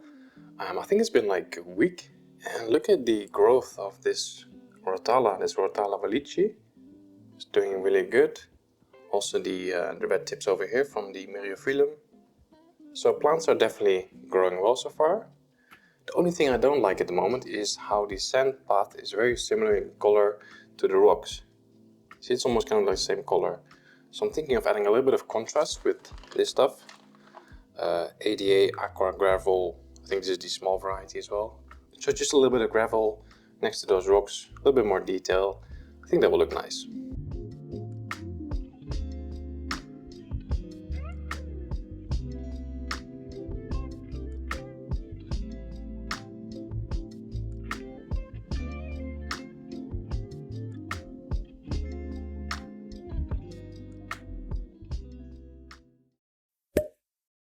Okay guys, quick little update.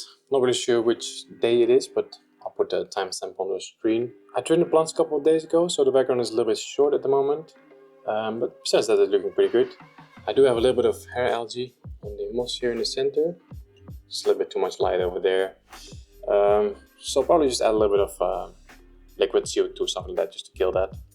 And I'm also going to add some shrimp. I wasn't really sure which color I should go, because I mean, red could have worked, but we already have a lot of red plants. Same thing with yellow and orange, you know. So I got some really nice blue shrimp. You guys will see them better once I put them in the tank. I've already been acclimating them so they can go straight in. I think blue shrimp will stand out nice here, along all the yellow, orange and red. Oh yeah, and I've also added 2 other singles to the tank a couple of days ago, so cleanup crew is pretty much complete now.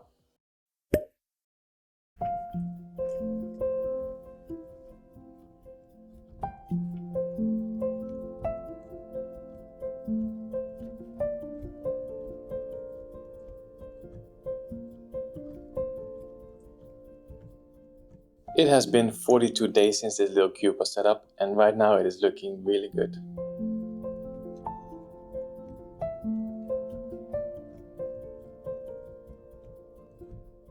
Most of you will know that I've been spending a lot of time in my local fish shop lately, working on their gallery, and I had this beautiful Betta sitting in the shop. I knew that this guy would be the perfect fit for this autumn forestcape, so I brought him home.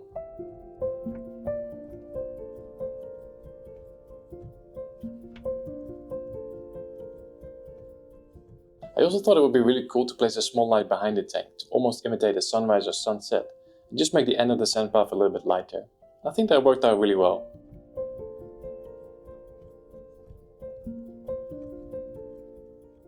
I'm just going to stop talking now and let you guys enjoy the cinematic sequence. If you have any questions, leave a comment below.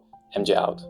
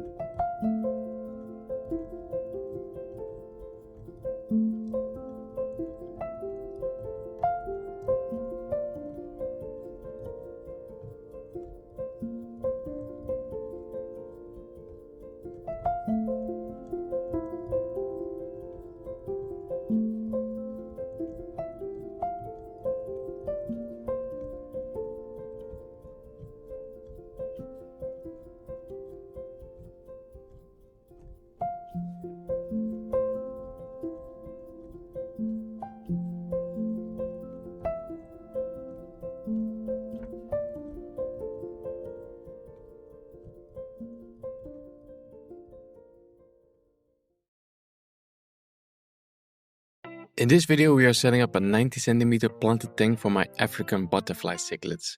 And I'm also going to show you guys how I achieved a beautiful end result in less than 2 months.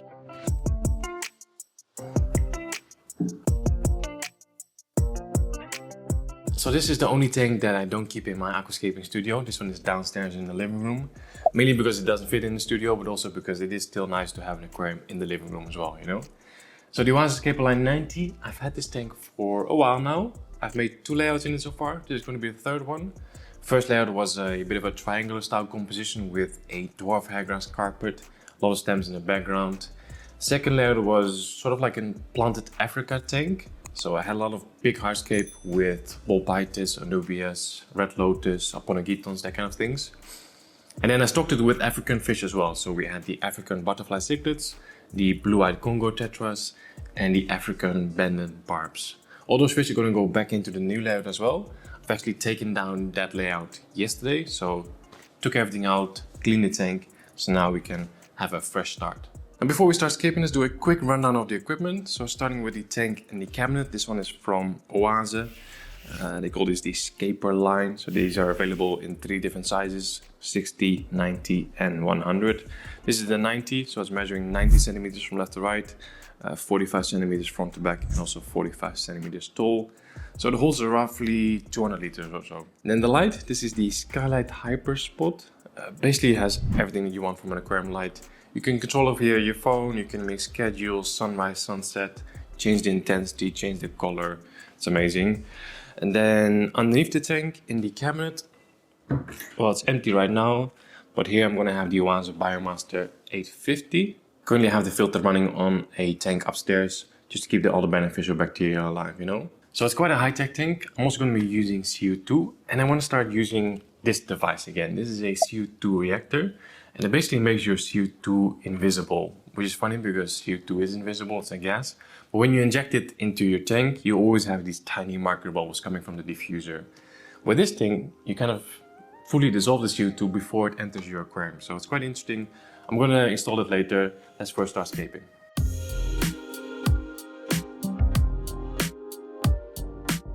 So for this thing, I'm going to use the full substrate system from Dental Plants. So we have the aqua soil, we have the substrate, the root caps, and I'm also going to use the liquid fertilizer. Okay, so substrate goes in first. We'll just use the whole bag. So this is just a nutrient-rich base layer. Normally this is used in combination with gravel, but I like to use it together with aquasoil just to have even more nutrients in the substrate. Okay, then the power caps, not sure how many I should use. There's no recommendation here, so let's use about 10 of them or so. Okay, went for a little bit more. We have 15 root caps in here right now. Again, just a lot of nutrients in the substrate because this is going to be a heavily planted tank with a lot of light, a lot of CO2. So I want to make sure we have plenty enough nutrients for all those plants. Almost forgot, but before I add in the aquasoil, I'm just going to sprinkle on some of the ADA substrate additives. This is the Bacter 100. Then we have the Tourmaline BC. This basically helps or promotes the growth of beneficial bacteria as well as the plant roots. Then the final step in the substrate system, the aquasoil. Now, to be honest with you guys, you can just use aquasoil and still get really good results. All those things that I used before the aquasoil, so the substrate, the power caps and the ADA additives, those are all extra. And I'm using those because I just want to get really fast plant growth so I can show you guys sort of like a finished aquascape within just a few weeks, you know. But yeah, aquasoil is a complete substrate system, so technically we don't need anything else. Let's see how many bags of soil we need. I think probably about 3 or so.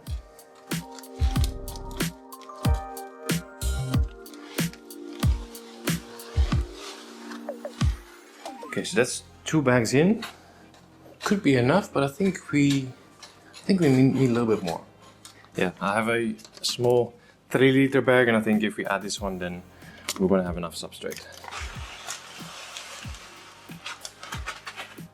Okay, substrate is done, and as you can see, we have a bit of a curve. I did it on purpose because this time I want to go for an island style composition. So I'm going to have a lot of stem plants in the center. I'm going to trim them in a bit of a dome shape as well. So with the more substrate in the center, the stem plants are going to be closer to the light already. They're going to grow taller, they're going to grow faster, and that way it should be easier to trim them. But let's see if it works that way.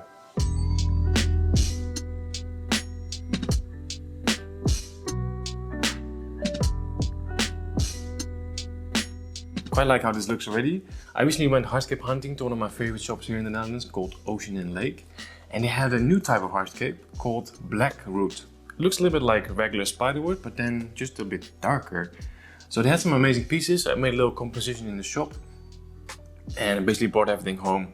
So let's see if we can recreate the composition in the tank. First, I think we should move this one a little bit further out. So those are kind of like the 2 main pieces. Then I have this one, which is also really nice. You could do this one in the center, just to have a little bit more branches in the center as well. But then it's still a little bit empty in the foreground, so I have 2 more smaller branches. So we could bring these out a little bit towards the front, something like this.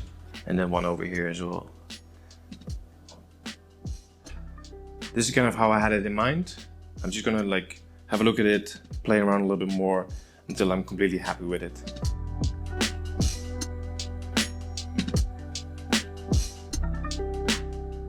Starting to look pretty good already. I think we're about 90% there in terms of the wood structure. The only thing I don't like at the moment is this piece right here. As you can see where they cut it, it's a bit too straight as well.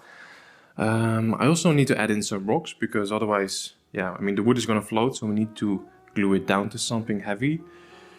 So I have a few black lava rocks. Let's add them in and let's see how that looks.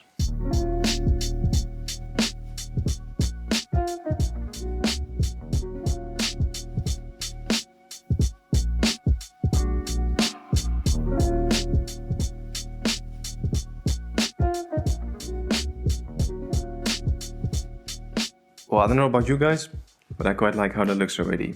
So I've added 7 lava rocks in total. So we have 1 here, 1 behind the wood, 1 on top over there, 1 in front here, 1 more on the back, 1 here, and then a small one over here. Really happy with how the hardscape looks, and I love how simple it was to make as well. It took maybe like 10 to 15 minutes or so. Now I know that in the Netherlands and in Europe we have access to some amazing hardscape materials, but I hope that this also shows that creating a nice hardscape is not that difficult, you know, like we used 5 pieces of wood, 7 lava rocks, and it all came together quite quickly and it looks nice. But we're not done yet, we still have to glue everything together. So I'm going to grab my liquid super glue, the cotton pads, and I'm going to start gluing the pieces of wood to the lava rocks. And hopefully that way it's not going to float up when we fill the tank with water. So over here I have a little cotton pad or makeup pad or whatever you want to call it. I'm basically just going to take tiny pieces of that, kind of press it all together with my fingers. Then I grab it with a pincet. And then I'm looking for gaps where the wood and the rocks are touching each other. So here, for example. So the piece of cotton is now tucked in there. It's really tight in between the wood and the rocks. So now I'm going to take my liquid super glue and kind of just saturate it. So the cotton is now fully saturated with super glue. And now in a few seconds, it's going to like form a really strong connection between the rock and the wood. And everything's going to be locked together. So now we just repeat that process a few more times. And I'm not just going to glue the wood to the lava rocks, but I'm also going to glue the wood to the wood basically. So everything is just going to be one solid structure. I also like to do the cotton first and then afterwards go in with the glue. So I've now got a little bit over here. You can see just multiple white dots all over the hardscape. That's all the cotton. So now I'm going to soak everything with glue.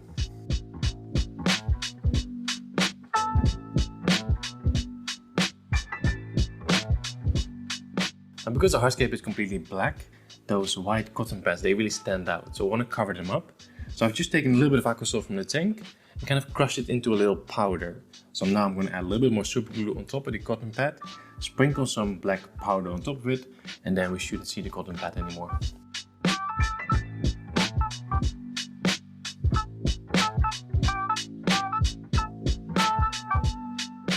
Okay guys, hardscape is done. Everything is glued together. Nothing is going to move anymore, and hopefully nothing is going to float up anymore. It's now actually the next day. I had to take a little break yesterday because I had to wait for the plants, but plants just came in, so we can now finish the layout. So it's a big box. We have a lot of plants, and of course, as always, directly from the greenhouse from Dental Plants. They've been supporting the channel for, I don't know, 3-4 years now, so I'm very grateful for that. We have got absolutely loads of plants to work with. So it's no surprise this is going to be a very heavily planted tank, very colorful as well. Just to give you guys an idea what I'm going for. Foreground will be Monte Carlo. Midground will be a mix of Halantium, as well as Blixa and S. repens. And then in the background we're just going to have all types of colorful stems basically.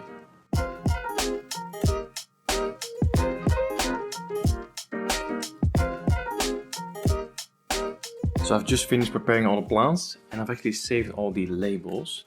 So what I'm going to do now is make a so-called planting map. So with the labels, I'm going to kind of determine the best position of each plant in the tank, making sure that I don't put too many green plants next to each other, too many red plants next to each other, making sure the midground is nice and balanced. So just going to take a few minutes, place all the labels in the tank where I think plants should go, and then after that we can start planting. So planting map is done, so now I can kind of show you guys what I have in mind. So like I said, foreground will be Monte Carlo, and it's going to go towards the sides as well. So basically where that one is, that's where I'm going to stop with Monte Carlo, and then I'm going to continue with the Halantium quadricostatus. I'm going to do exactly the same on the right side as well. Then this open patch in the foreground will be Blixa japonica, and then more on the right side towards the branches I'm going to use the S. repens on the right side, and also on the left side between the rocks and the branches. Then in the background we first have Rotala aitra, and behind that we'll have the Rotala laos. Next to that we're going to have the Limnophila hyperoidoides. All the way in the middle we're going to have the Hygrophila corymbosa Thailand and the Persicaria Sao Paulo. I'm also going to have a little bit of Pogestemon quadrifolius mixed in the background. And then I'm going to finish on this side with Rotala again, this time the Rotala rotundifolia. Now planting is going to take a little while, so I'm actually going to start filling the tank up with water just really slowly. I'm using RO water so it doesn't go very fast. But it's, like I said, planting is going to take a while, so I want to make sure that the plants get planted in a very nice and moist soil so they don't dry out, you know. Okay, here we go. First plant going in, Monte Carlo.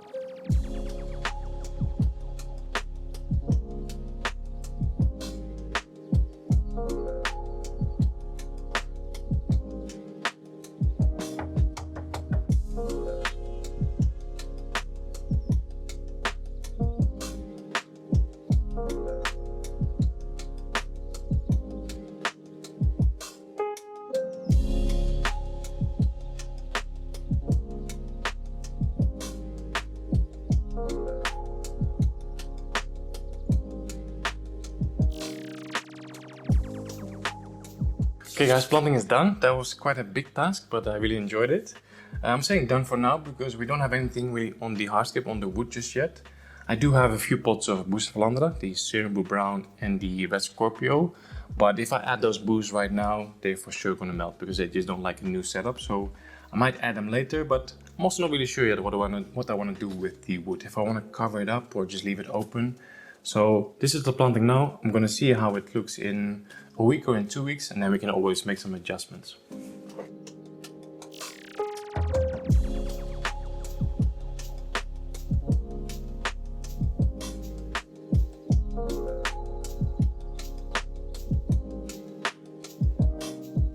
Okay, we're still filling up, and in the meantime I've been doing some work underneath the tank.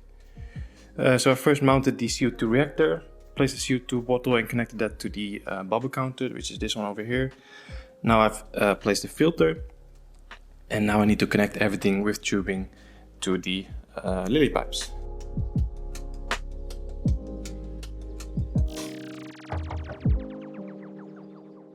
Okay, I think we're all good. I think we're all connected. So just to show you guys how it works, from the filter, we're going to go into this first small chamber here from the CO2 reactor.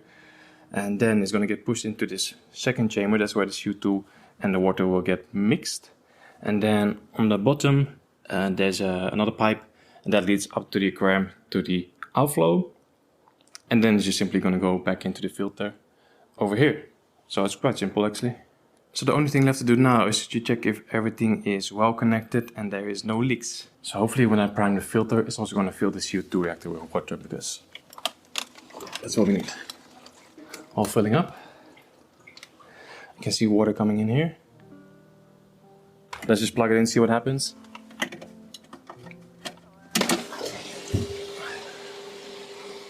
I don't see any water yet, so I think we're good.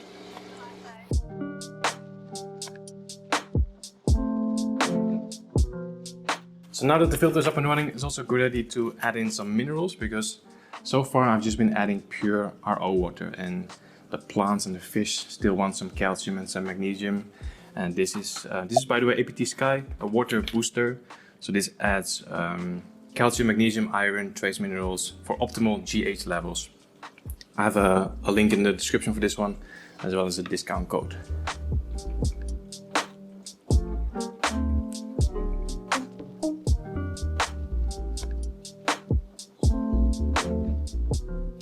Okay guys, tank is all filled up, all the equipment is installed. Last thing I want to do is set a little light schedule.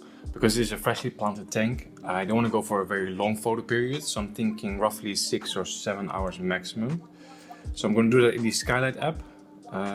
So I'm going to start the light at 1 o'clock, that's when we want to turn it on. And then I'm going to do an hour ramp up. So from 1 until 2. Then 6 hours of photo period basically after the ramp up. So the next one is going to be 8. Yeah, so 8 o'clock, and then from 8 I want to have a ramp down until 9 o'clock. That's long enough. We can actually do a little demo so we can see what it's going to look like in a full day. Slow ramp up. That's 80%. 6 hours.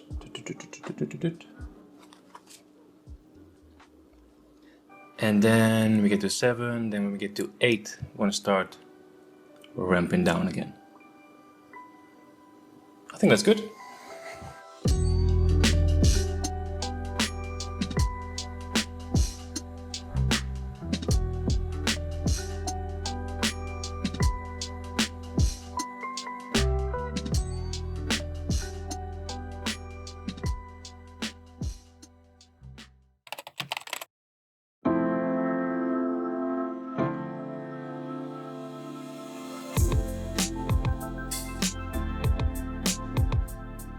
The tank is off to a good start, and most of the plants are starting to show signs of new growth. The only plant that is struggling a little bit is the Blixia japonica, but I'm sure it will get better. Since the canister filter was full of cycled media, I decided to add the fish back into the tank. They had been living in a large 25-liter bucket for the past 8 or 9 days, which of course is not ideal. And after releasing them, I noticed that some of the Congo tetras had some nip fins as well.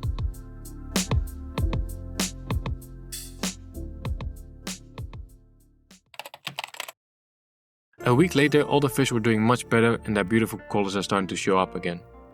I'm also starting to see some brown algae, but that is completely normal at this point. I also ordered a few pots of Hygrophila pinnatifida, which I'm going to attach to the hardscape. Another week later, it was time for the first trimming session. I wanted to do this earlier, but the cichlids had laid eggs a couple days before that, and I didn't want to disturb them. Here's how the tank was looking a few days after the trimming session. At this point, the babies from the cichlids had started swimming as well. I love watching the parents protect the fry, and maybe with this new very densely planted layout, some of the babies will manage to survive and grow up.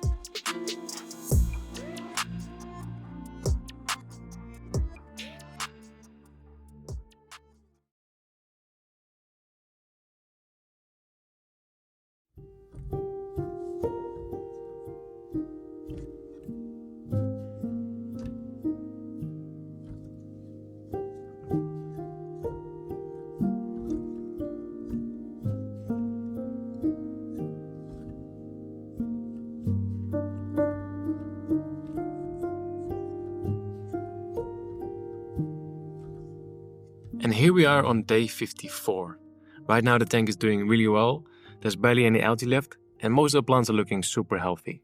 I really could not wait to show this tank to you guys, so for the past 2 weeks I've increased the light intensity and started dosing more fertilizer to get everything ready for the reveal.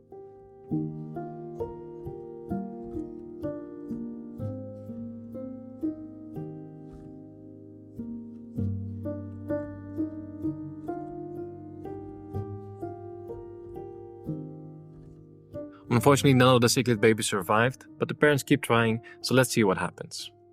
I could of course separate some babies and grow them up in a small tank, but I just want to let nature do its thing.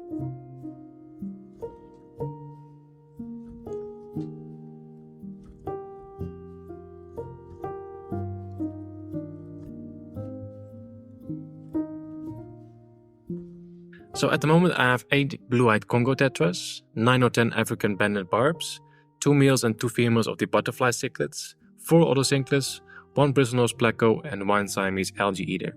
Let me know in the comments if you think that's too much or too little and what you would do differently.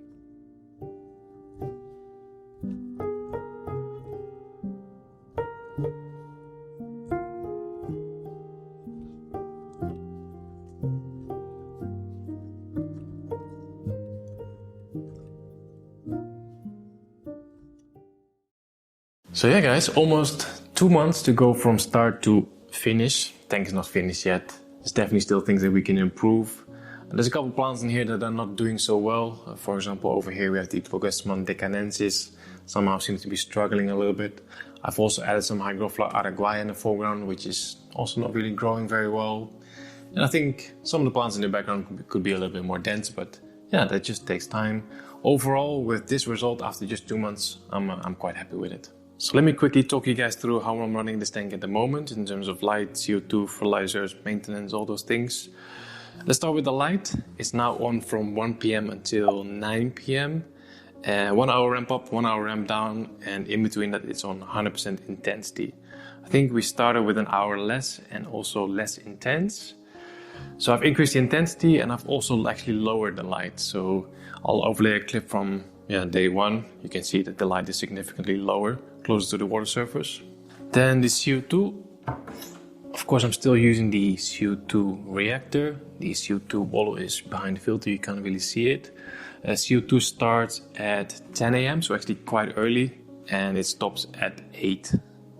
I've removed the drop checker for filming, but the drop checker is really nice and vibrant green during the day.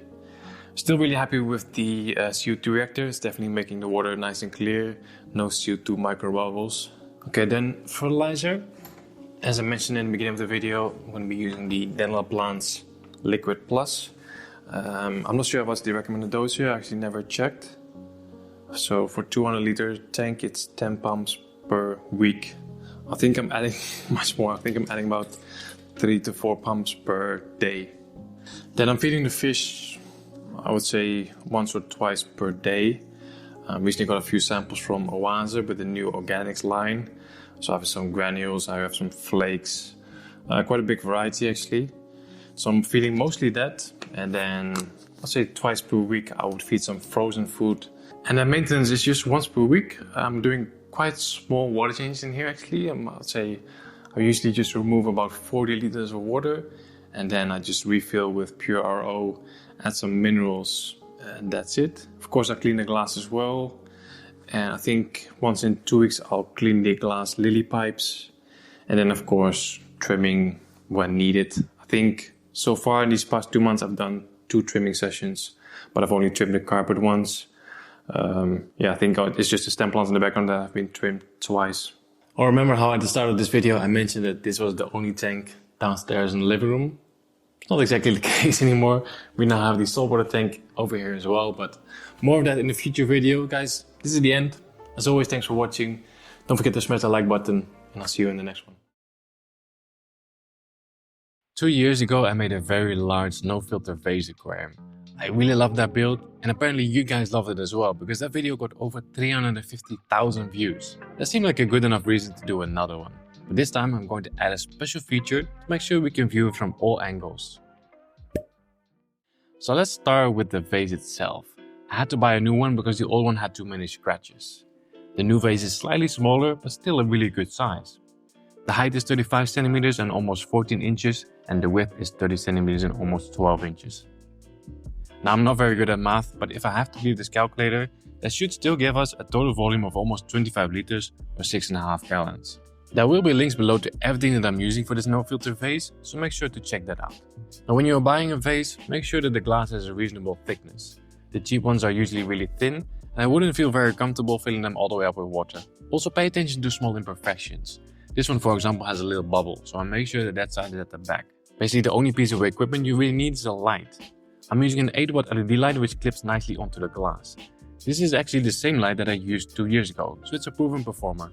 And before we start scaping, I just want to add a foam mat to the bottom of the vase. I do this with all my aquariums and it's just a safety feature that helps to distribute the weight evenly.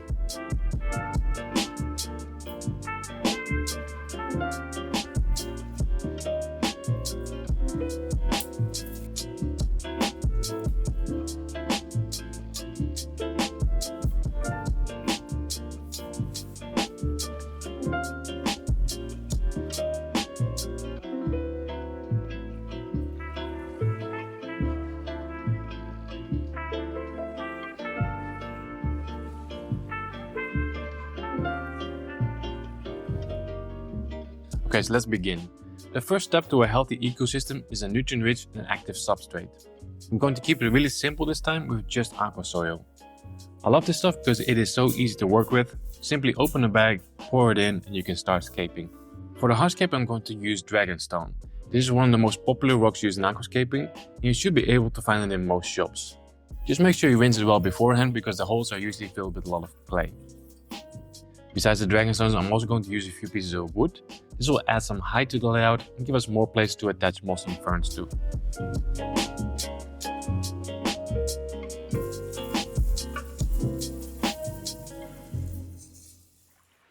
That's the hardscape done.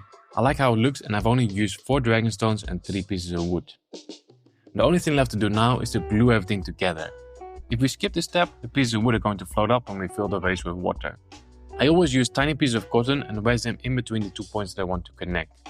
I then soak the cotton with liquid super glue, wait a few seconds and everything should be locked together. This method is cheap, works really fast and it is also completely safe for fish and shrimp. Now we can start planting. I'm going to take some plants from my other tanks and I also have a few new plants.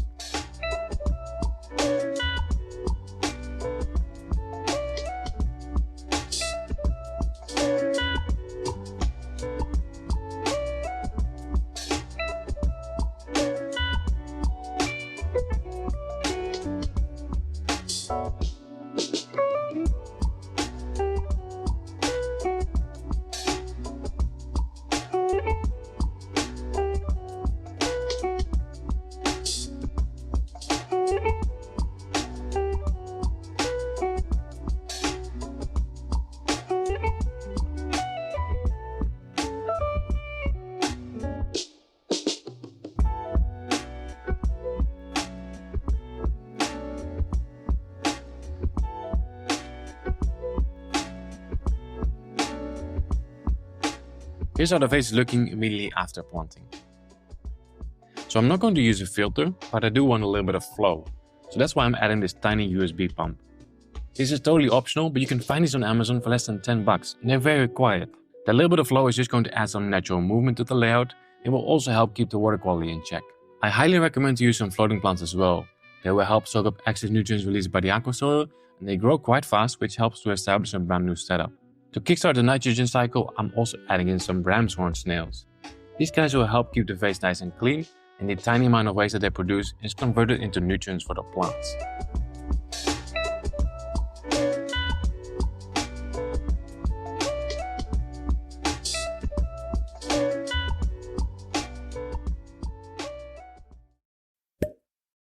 After 10 days, I added an army of these white Neocaridina shrimp. I started with just a few of them in the Lavazone Arch aquarium, but they have been breeding like crazy. These little guys are the perfect cleanup crew as they eat algae, dead plant matter and biofilm. Now I did add quite a lot of shrimp, so I'm going to also feed them once or twice a week with some shrimp pellets.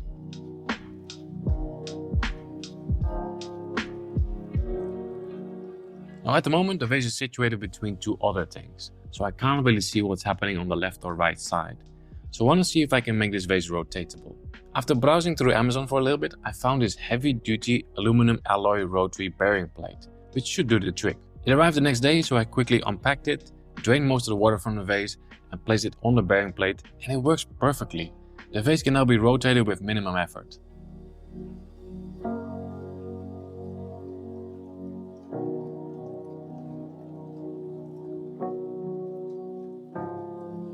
Okay guys, the vase is now 6 weeks old, 43 days to be exact, and I'm absolutely loving it. I have a little styrofoam box here with some new inhabitants. These are the final additions. I've already added a few fish in here. There's a lot to talk about. I don't know if it's because all my other tanks are either squared or rectangular, but this round vase is just feels like a whole nother experience, you know? Also because it's quite a simple setup, you know, we just have a light and a USB pump. If you have paid attention, you might have also noted that I am using CO2 in here. If you haven't seen it, let me quickly show you. So basically in the back here, I'll get a better shot of it. In the back here we have a CO2 diffuser, and then in the cabinet below I have a CO2 system. Now the only reason I'm using CO2 is just because I want to show you guys an end result within a relatively short amount of time, you know. None of the plants here need CO2, you could probably do this low tech, but it would just take a little bit longer to get to this result. And I'm actually thinking that now that the tank is grown in, to remove the CO2 as well, because it would be nice to kind of slow down the plant growth at this point. I have trimmed the plants once in the past 6 weeks, and I think it's almost time for a second trimming session because the Micranthemum ambrosium, that's this light green plant that you see on the right, is almost getting quite big and it's going to need a trimming session soon as well. I love that this thing is now rotatable, like it's so easy to show you guys things, you know, just turn it a little bit. Absolutely love it. So initially I was just thinking to keep this a shrimp only tank, but you know, it's quite big, it's 25 liters. And in the tank next to it I had a big group of dwarf rasboras. So I just moved a few of them in here. So now we also have a little bit more movement in the upper and in the middle section. And I've also added 2 other sinklets just to kind of help keep the glass nice and clean and algae free. Because I've been using CO2, I've also been dosing liquid fertilizer. I'm using the 2-hour Aquarist APT3. This is a complete liquid fertilizer. So it's just 1 pump every 2-3 days. Super easy. I have a discount code for this stuff, which I will leave in the video description. Okay, now let's talk about these new inhabitants. I was thinking, what else can we put in the vase and how can we add a little bit more color? Then I started thinking about snails. I mean, we already have the ram's horn snails, but we can definitely add a few more. So I basically placed an order for 100 euros worth of snails. We have 4 different types. We have Cleaton snails, we have red racing snails, steel helmet snails, and blueberry snails. Of course, they're not all going to go into the vase. I'm just going to kind of spread them out all over my other tanks. But yeah, let me just unpack them, start acclimating them, and then we can have a closer look. Okay, so first up we have these steel helmet snails. These are not going in here. They're not very colorful, but I thought they looked cool. Then over here we have a mix of the Cleaton snails and the blueberry snails. So the small ones are the Cleaton and the big ones are the blueberry snails. But these guys are going in here. These are the red racing snails. Obviously the most colorful, so these are going to go in the vase. I have 10 of them. I'm going to add all 10 of them in the vase.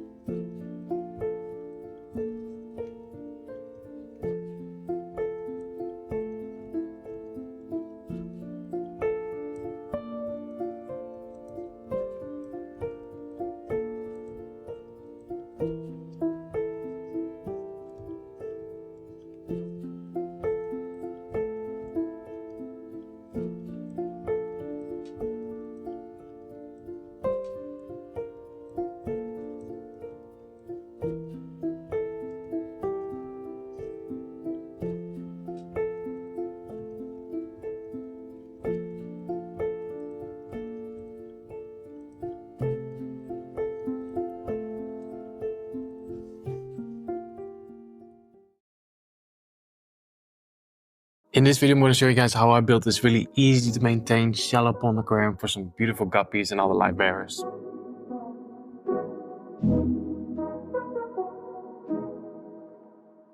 As always, I'm going to start with the background and the foam mat. This tank did came with a foam mat, but it is white, and since the shell was black, I prefer a black foam mat.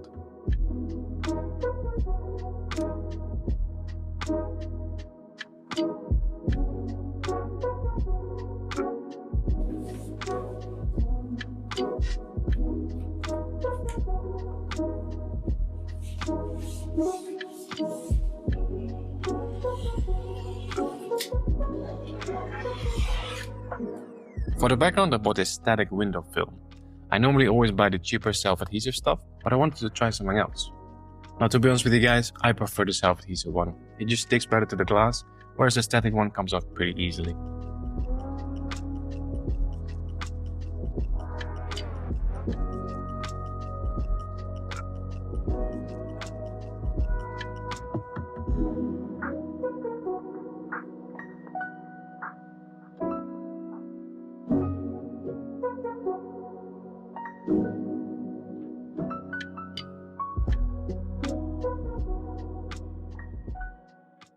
Next up is the substrate. I'm going to use quite a lot of plants in this shallow pond, so I'm going to make sure they will have enough nutrients. So the first layer is going to be APT Start. This is a combination of nutrients and beneficial bacteria, and I mostly use it to speed up the cycling process. The second layer is going to be the dental plant substrate. This is a very nutrient-rich clay mixture, which is also capable of absorbing nutrients from the water column. Then I'm adding in a few root caps, and lastly I'm covering everything with a layer of aqua soil.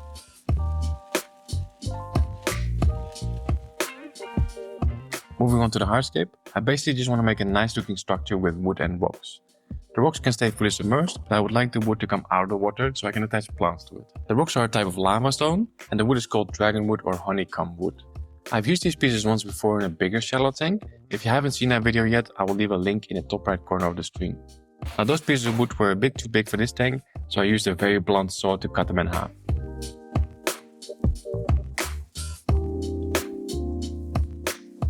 Okay, as the hardscape almost done, I just need to glue everything together. Of course, as always with liquid super glue and cotton pads.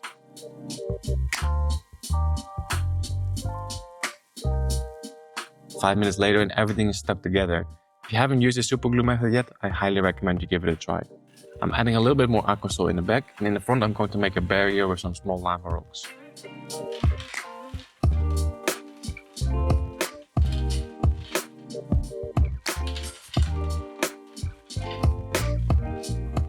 The last step is to add a thin layer of cosmetic sand, and after that the hardscape is completely done. Looks pretty cool already, but I'm pretty sure we won't see much of the hardscape anymore when the plants start growing. Speaking of plants, I've ordered a bunch of easy aquarium plants that can grow both submerged and immersed.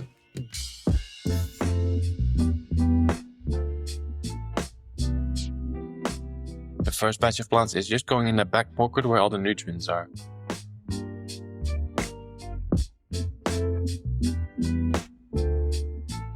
Before I can add the rest of the plants, I need to see the layout with water and light. So I'm going to move the tank to the shelf and start filling it up.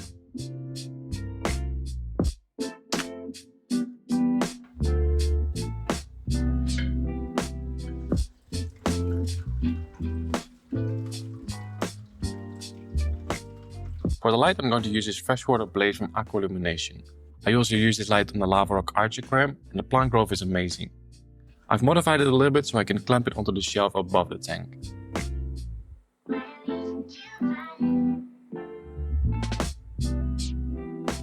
For filtration, I'm going to use an Oase Biomaster 250. This is the new upgraded version which produces more flow and less noise compared to the first model. And full transparency, the light and the filter were both sponsored, and I didn't pay for these items. Well, this was a bit of a struggle, but I've actually managed to get the filter underneath the shallow tank, completely plumbed in as well. And of course I had to upgrade it with some nice glass lily pipes. So here's the outflow and the inflow is over there in the back.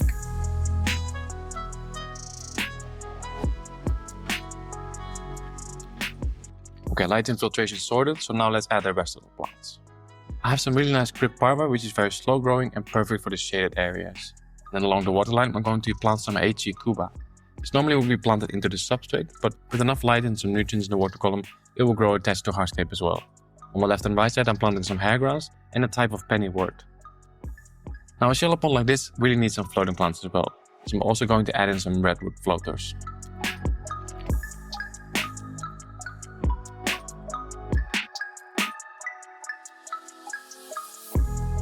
That's the planting done, so we can now add the beneficial bacteria from the APT start, and then we need to wait for the tank to cycle.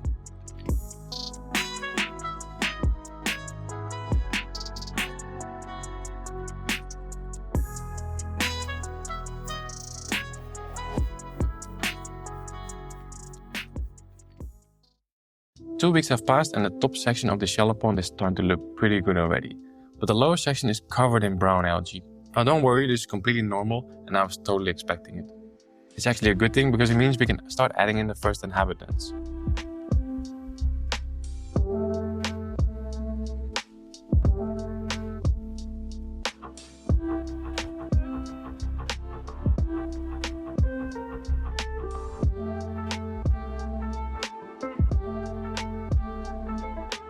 Another 2 weeks have passed and the algae is still here, so time to add some more helpers. These are coral red platies, and they immediately get to work and start to feast on the algae.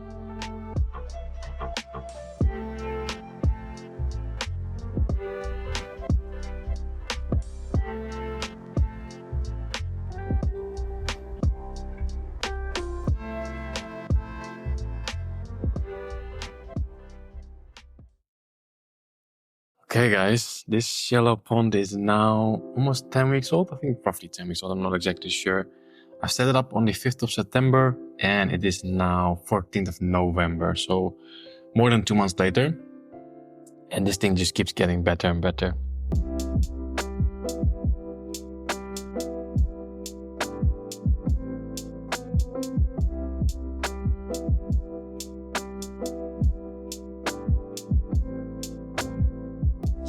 Last week I added some new fish, and since we already had the red coral platies, I thought let's just stick to the live bear theme. Let's get some guppies. So these are actually called koi guppies, and I thought koi guppies in a pond makes sense, no? Maybe, I don't know. They have a really cool pattern, so mostly orange and then some blue in the center of the body. I thought they look really nice.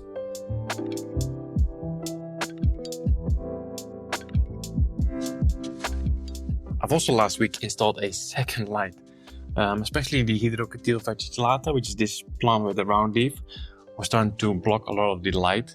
And because of that, the Ludwigia super red was starting to turn green. Of course, I want to have some nice contrast between red and green plants.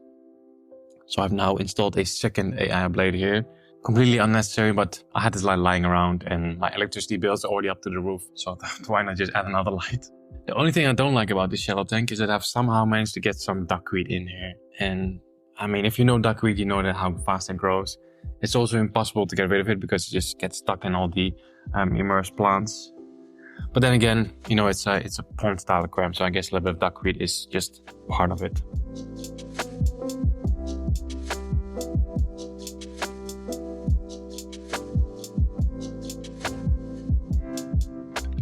I love just sitting here and being able to watch the fish through the front glass, but also from above, you know, it's like it's two different dimensions.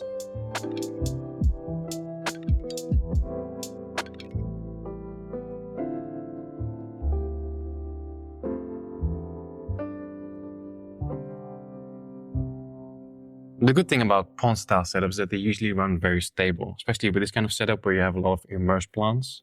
Because you have such a large plant mass, there's very little chance of getting algae because all the excess nutrients are just soaked up by the fast-growing plants. So I did have that little diatom phase in week 3 and 4, but after the diatoms disappeared, I basically didn't really have any algae anymore. So maintenance-wise, this tank is really easy. I mean, I do spend quite a lot of time every 2 to 3 weeks removing some of the duckweed. Of course, the immersed plants are growing quite fast, so they need to be trimmed regularly. But all the plants in the lower section, they're all very slow growing, so they don't really need any maintenance. Yeah, and besides that, it's just a 50% water change every week or so.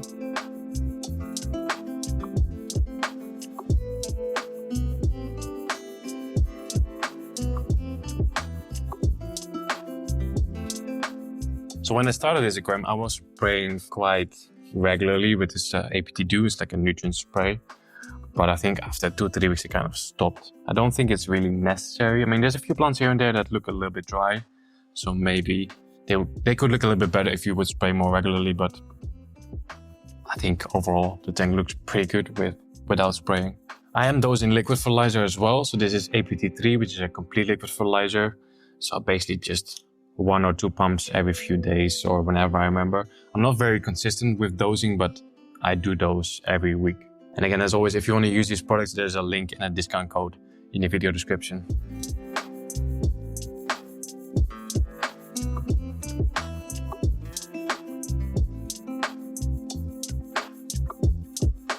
So yeah, guys, I think that's it for this shallow pond video. If you've never tried a shallow tank before, I highly recommend it. It's a lot of fun. Just something different than a regular aquarium. You know, you have the shallow, the underwater world, you have the above world with all the immersed plants. Yeah, that's it. Don't forget to smash the like button. As always, thanks for watching. See you on the next one. In today's video, we're going to rescape my currently very overgrown UNS 90B and turn it into a fast-flowing river-style setup.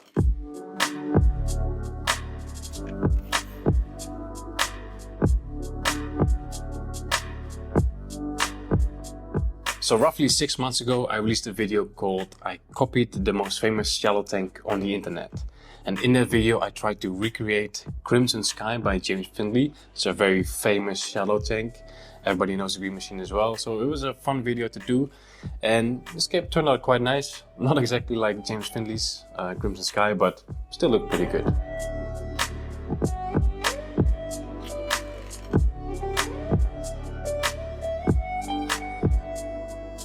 So I tried to maintain it for as long as possible, but since moving to the new studio, I've kind of been neglecting it a little bit. It still looks pretty good though. I mean, I love the immersed growing Alternatera Reineke Mini. It's growing really tall, even above the light now. Also the wood with the Hydrocatyl tripartita and the moss. Like above the water surface, it all looks very good, but below the water surface, it's a bit messy. There's some hair algae in there and it's just completely overgrown, you know? So the plan for today is to take everything out, give the tank a good clean, so we can start rescaping it.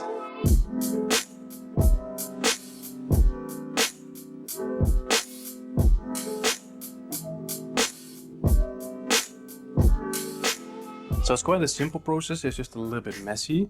So I first start by just taking everything out, that's the hardscape and the plants. So I got the hardscape in a bucket right here.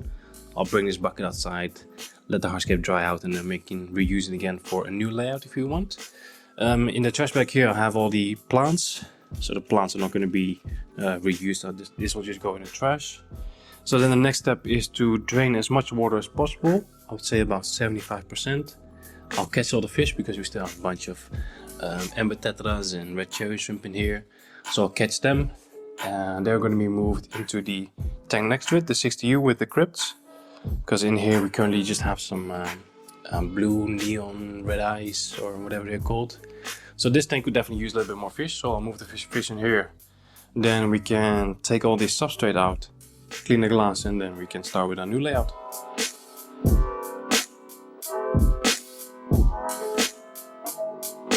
Okay, we're almost done. I've caught all the fish, I've caught all the shrimp. They're now chilling in the UNS 60U. I've also moved the filter from the shallow to the UNS 60U, just so we can keep those beneficial bacteria alive, you know. And then once we're done scaping this one, we can move the filter back over, and technically we shouldn't have to cycle the tank anymore. So the last step is to take out all the old substrate. I'm gonna put it in this bucket here. I'm just gonna throw it away, I'm not gonna reuse it. And then after that we can clean the glass, and then we can start on the new layout. Okay guys, tank is all clean, so we can now begin with the new layout. Super excited. Like I said, we're gonna make a river style aquascape, but before we get to work, let's quickly go over the setup, all the equipment that I'm using.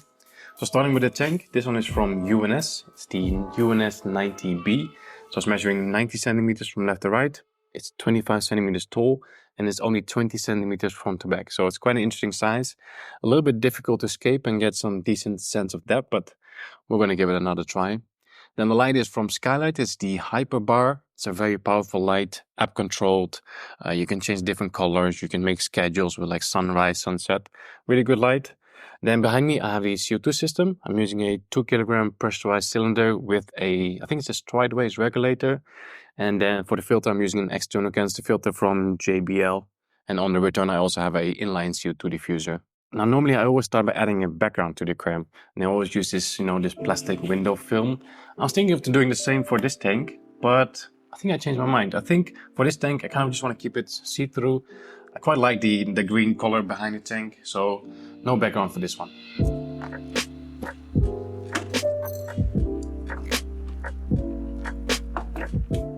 So I think I have a pretty cool idea for the layout. So we're going to make a river, so we're going to be using boulders. I have these really dark gray boulders from Rio. I think these are called Black Venom boulders. I used these in the bamboo shrimp tank that I made half a year ago. So I recently took that tank down. So there is some glue marks on the rocks, but I'll try to hide those as best as I can. So the plan is to make a triangle style composition. So I want to start with the biggest boulders on the right side and then slope it down towards the left. I'll start with aquasol on the right side as well and then transition into a sand foreground basically. Now this is the biggest boulder that I have and I want this one to break the water surface. So the first step is to build up some height with some substrate so this one can sit sort of like this. So I've got 2 of these filter media bags and over here I also have some aqua soil. So the plan is to fill up these bags with aqua soil and then place those bags underneath that big rock and hopefully that will provide enough support for the rock to sit and break the water surface.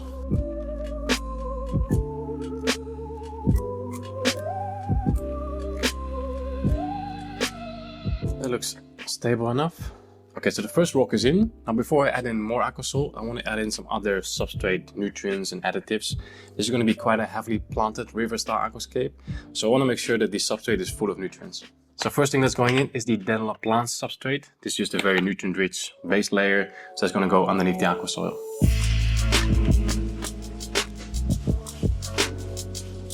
Then after that I'm going to add in the substrate additives from ADA. So we have Bacter 100, Clear Super and Tourmaline BC. So I've used these 3 substrate additives in the previous layout as well. And that layer runs super smooth. I had very little algae issues, very little startup issues as well. So the Bacter 100 just adds extra bacteria to the substrate. The Clear Super helps to increase the water clarity. And the Tourmaline BC helps with the nutrient absorption for the plant roots basically. Okay, one last thing before I'm adding in the aquasol, I'm also going to add in some power caps from Betta plants. So these are just root caps basically, clear capsules.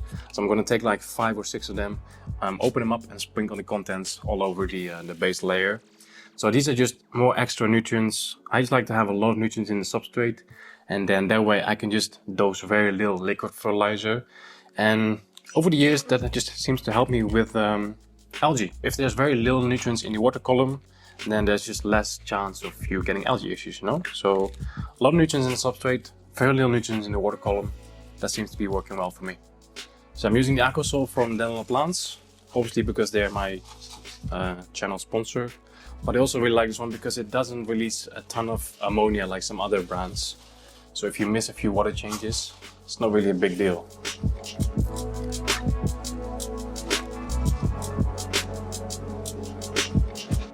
Okay, so let's start adding in some more rocks. I'll just start with the largest ones and then work my way towards all the smaller rocks. I quite like that they're also sort of the same color. Of course, you might not see that in nature. Usually in nature all the boulders have like different colors, but I don't know, I quite like that. So we have these really dark gray rocks and a bunch of really green plants. I think they'll provide a nice contrast. What I don't like at the moment is how these 2 rocks are sort of like the same size and they're also kind of at the same height. So I think this one, I'm just gonna like push it in a little bit more. So you have a little bit of a difference in height. I think that will look better. Here we go, I've used all the rocks. So I think that's the hardscape sort of finished for now. I still want to add in some cosmetic sand and have some gray small gravel as well. So let's do that now.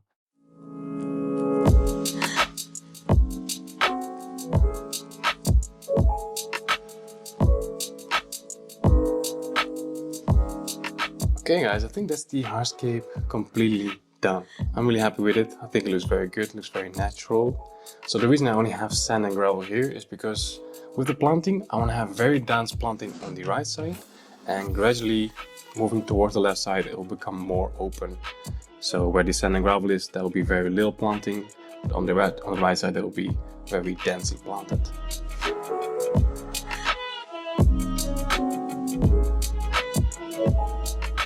Now, speaking of plants, this box just came in today as well.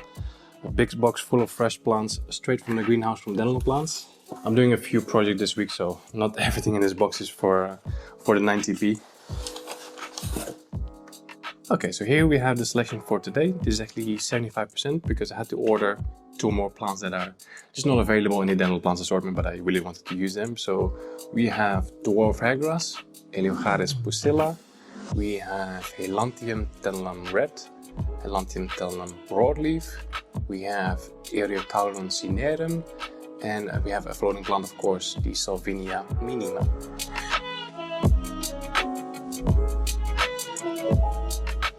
All the plants are prepared. Pretty sure I have way too much, like with all the boulders in here. There's actually not that much planting space left. But it just means that we can plant super dense from the very beginning, and hopefully we'll have a nice grown in aquascape within a relatively short amount of time. So I'm gonna spray the soil, get everything nice and moist, and then we can start planting.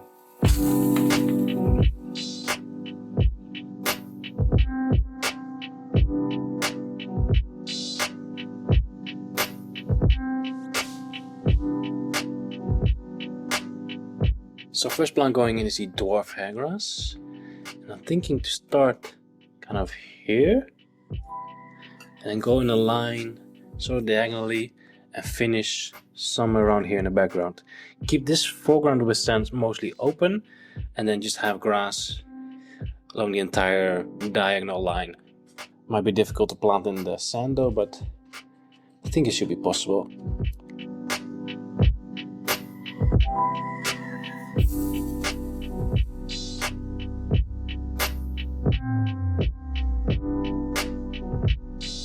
Okay, I think we have enough hairgrass for now. We can always add in some more afterwards.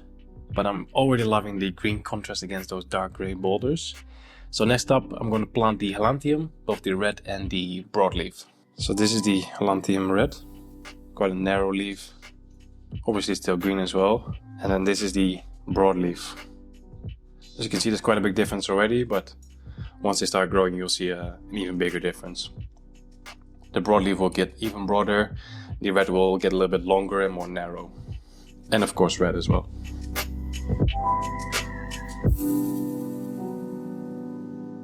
Then there's just one plant left for the midground. That's the Eriocaulon cinerum. I'm just going to plant a few of these just randomly here and there. It's quite an interesting plant. Like right now it has these very spiky leaves. These will kind of disappear and it will start sending out like some weird stalks. Like I will overlay a picture because it's a bit hard to describe, but it's an interesting plant.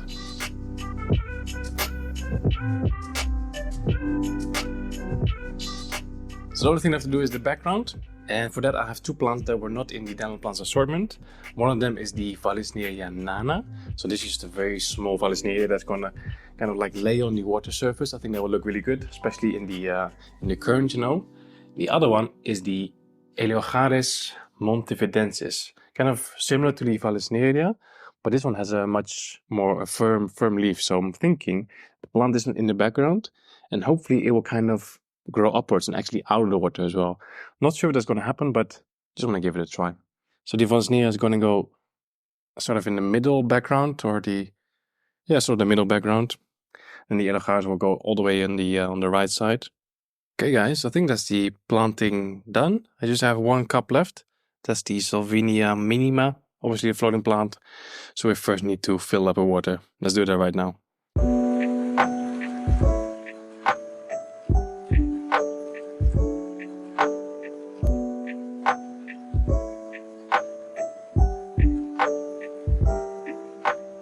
Still filling up, but almost done. In the meantime, I've moved the filter over to this side. I've also cleaned the lily pipe, so everything is nice and shiny again. I have the inflow, what is it again? Inflow on the front, outflow on the back. I think that will look very nice as well. And I've also changed the hose from the filter. I'm now using this flexible gray tubing. This one's from Chihiro's. It's not sponsored or anything, but it's super flexible filter tubing. Really nice actually. So the tank is filled, filter's up and running. There's a few things left to do. First up, we need to add in some floating plants. So here I have the Salvinia minima. And these floating plants are just going to help absorb some of the excess nutrients from the brand new aquasoil and all the other nutrients that we've added into the substrate. And these are just easily removed, you know. Like once the tank is stable, I'll probably remove all of them. Maybe just keep a few. They will start multiplying like crazy. Second thing we need to do is to check the water. In this tank I've used pure RO water. So right now there's not much in the tank at all. Like there's no calcium, there's no magnesium, so we need to add that back in. Right now the TDS is 24, and ideally I would like it to be 100 or 120. So we're going to take our minerals. Over here I have the APT Sky.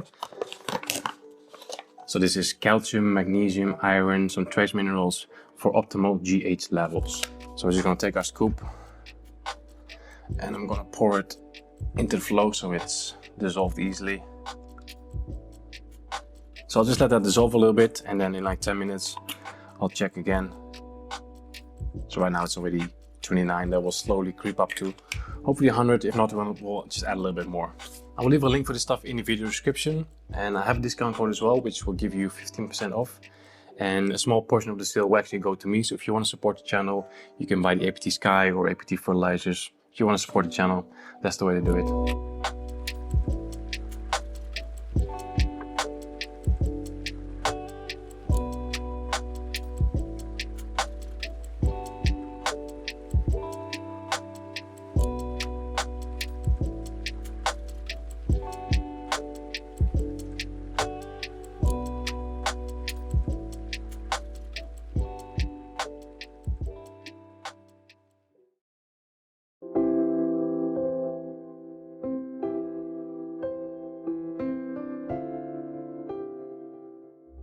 It's been 5 weeks since this tank was set up, and I love how it has developed.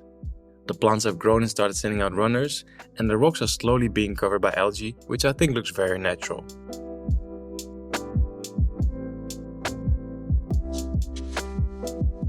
After 2 or 3 weeks, I also got some algae on the Vallisneria.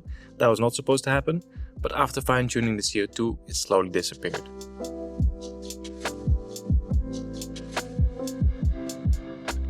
As you can see, the fish have moved in as well, and I decided to go with a variety of small fish to help keep the sense of scale in the layout.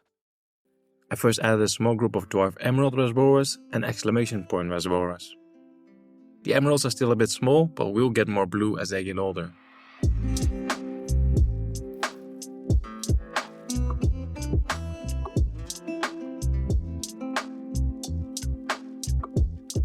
After that, I also added a small group of the red neon blue rainbows and a pair of scarlet batis. For the cleanup crew, I decided to go with some Amano shrimp.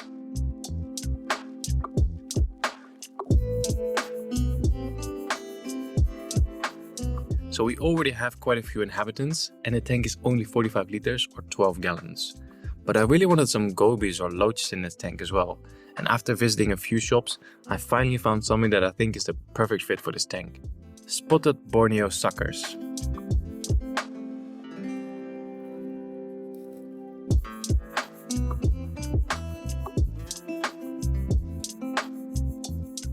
I bought 5 of these guys, and they are really fun to watch. They only grow to about 4 or 5 centimeters and are not aggressive at all. They do need to eat algae and biofilm, so I've increased the light intensity a bit, and I'm only cleaning the glass and not the rocks. 2 of them have a very blue tail, so maybe those are the males and the other ones the females, but I'm not sure.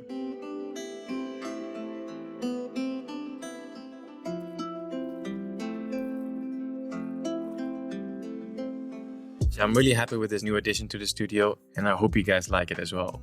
As always, thanks for watching, and I'll see you in the next one.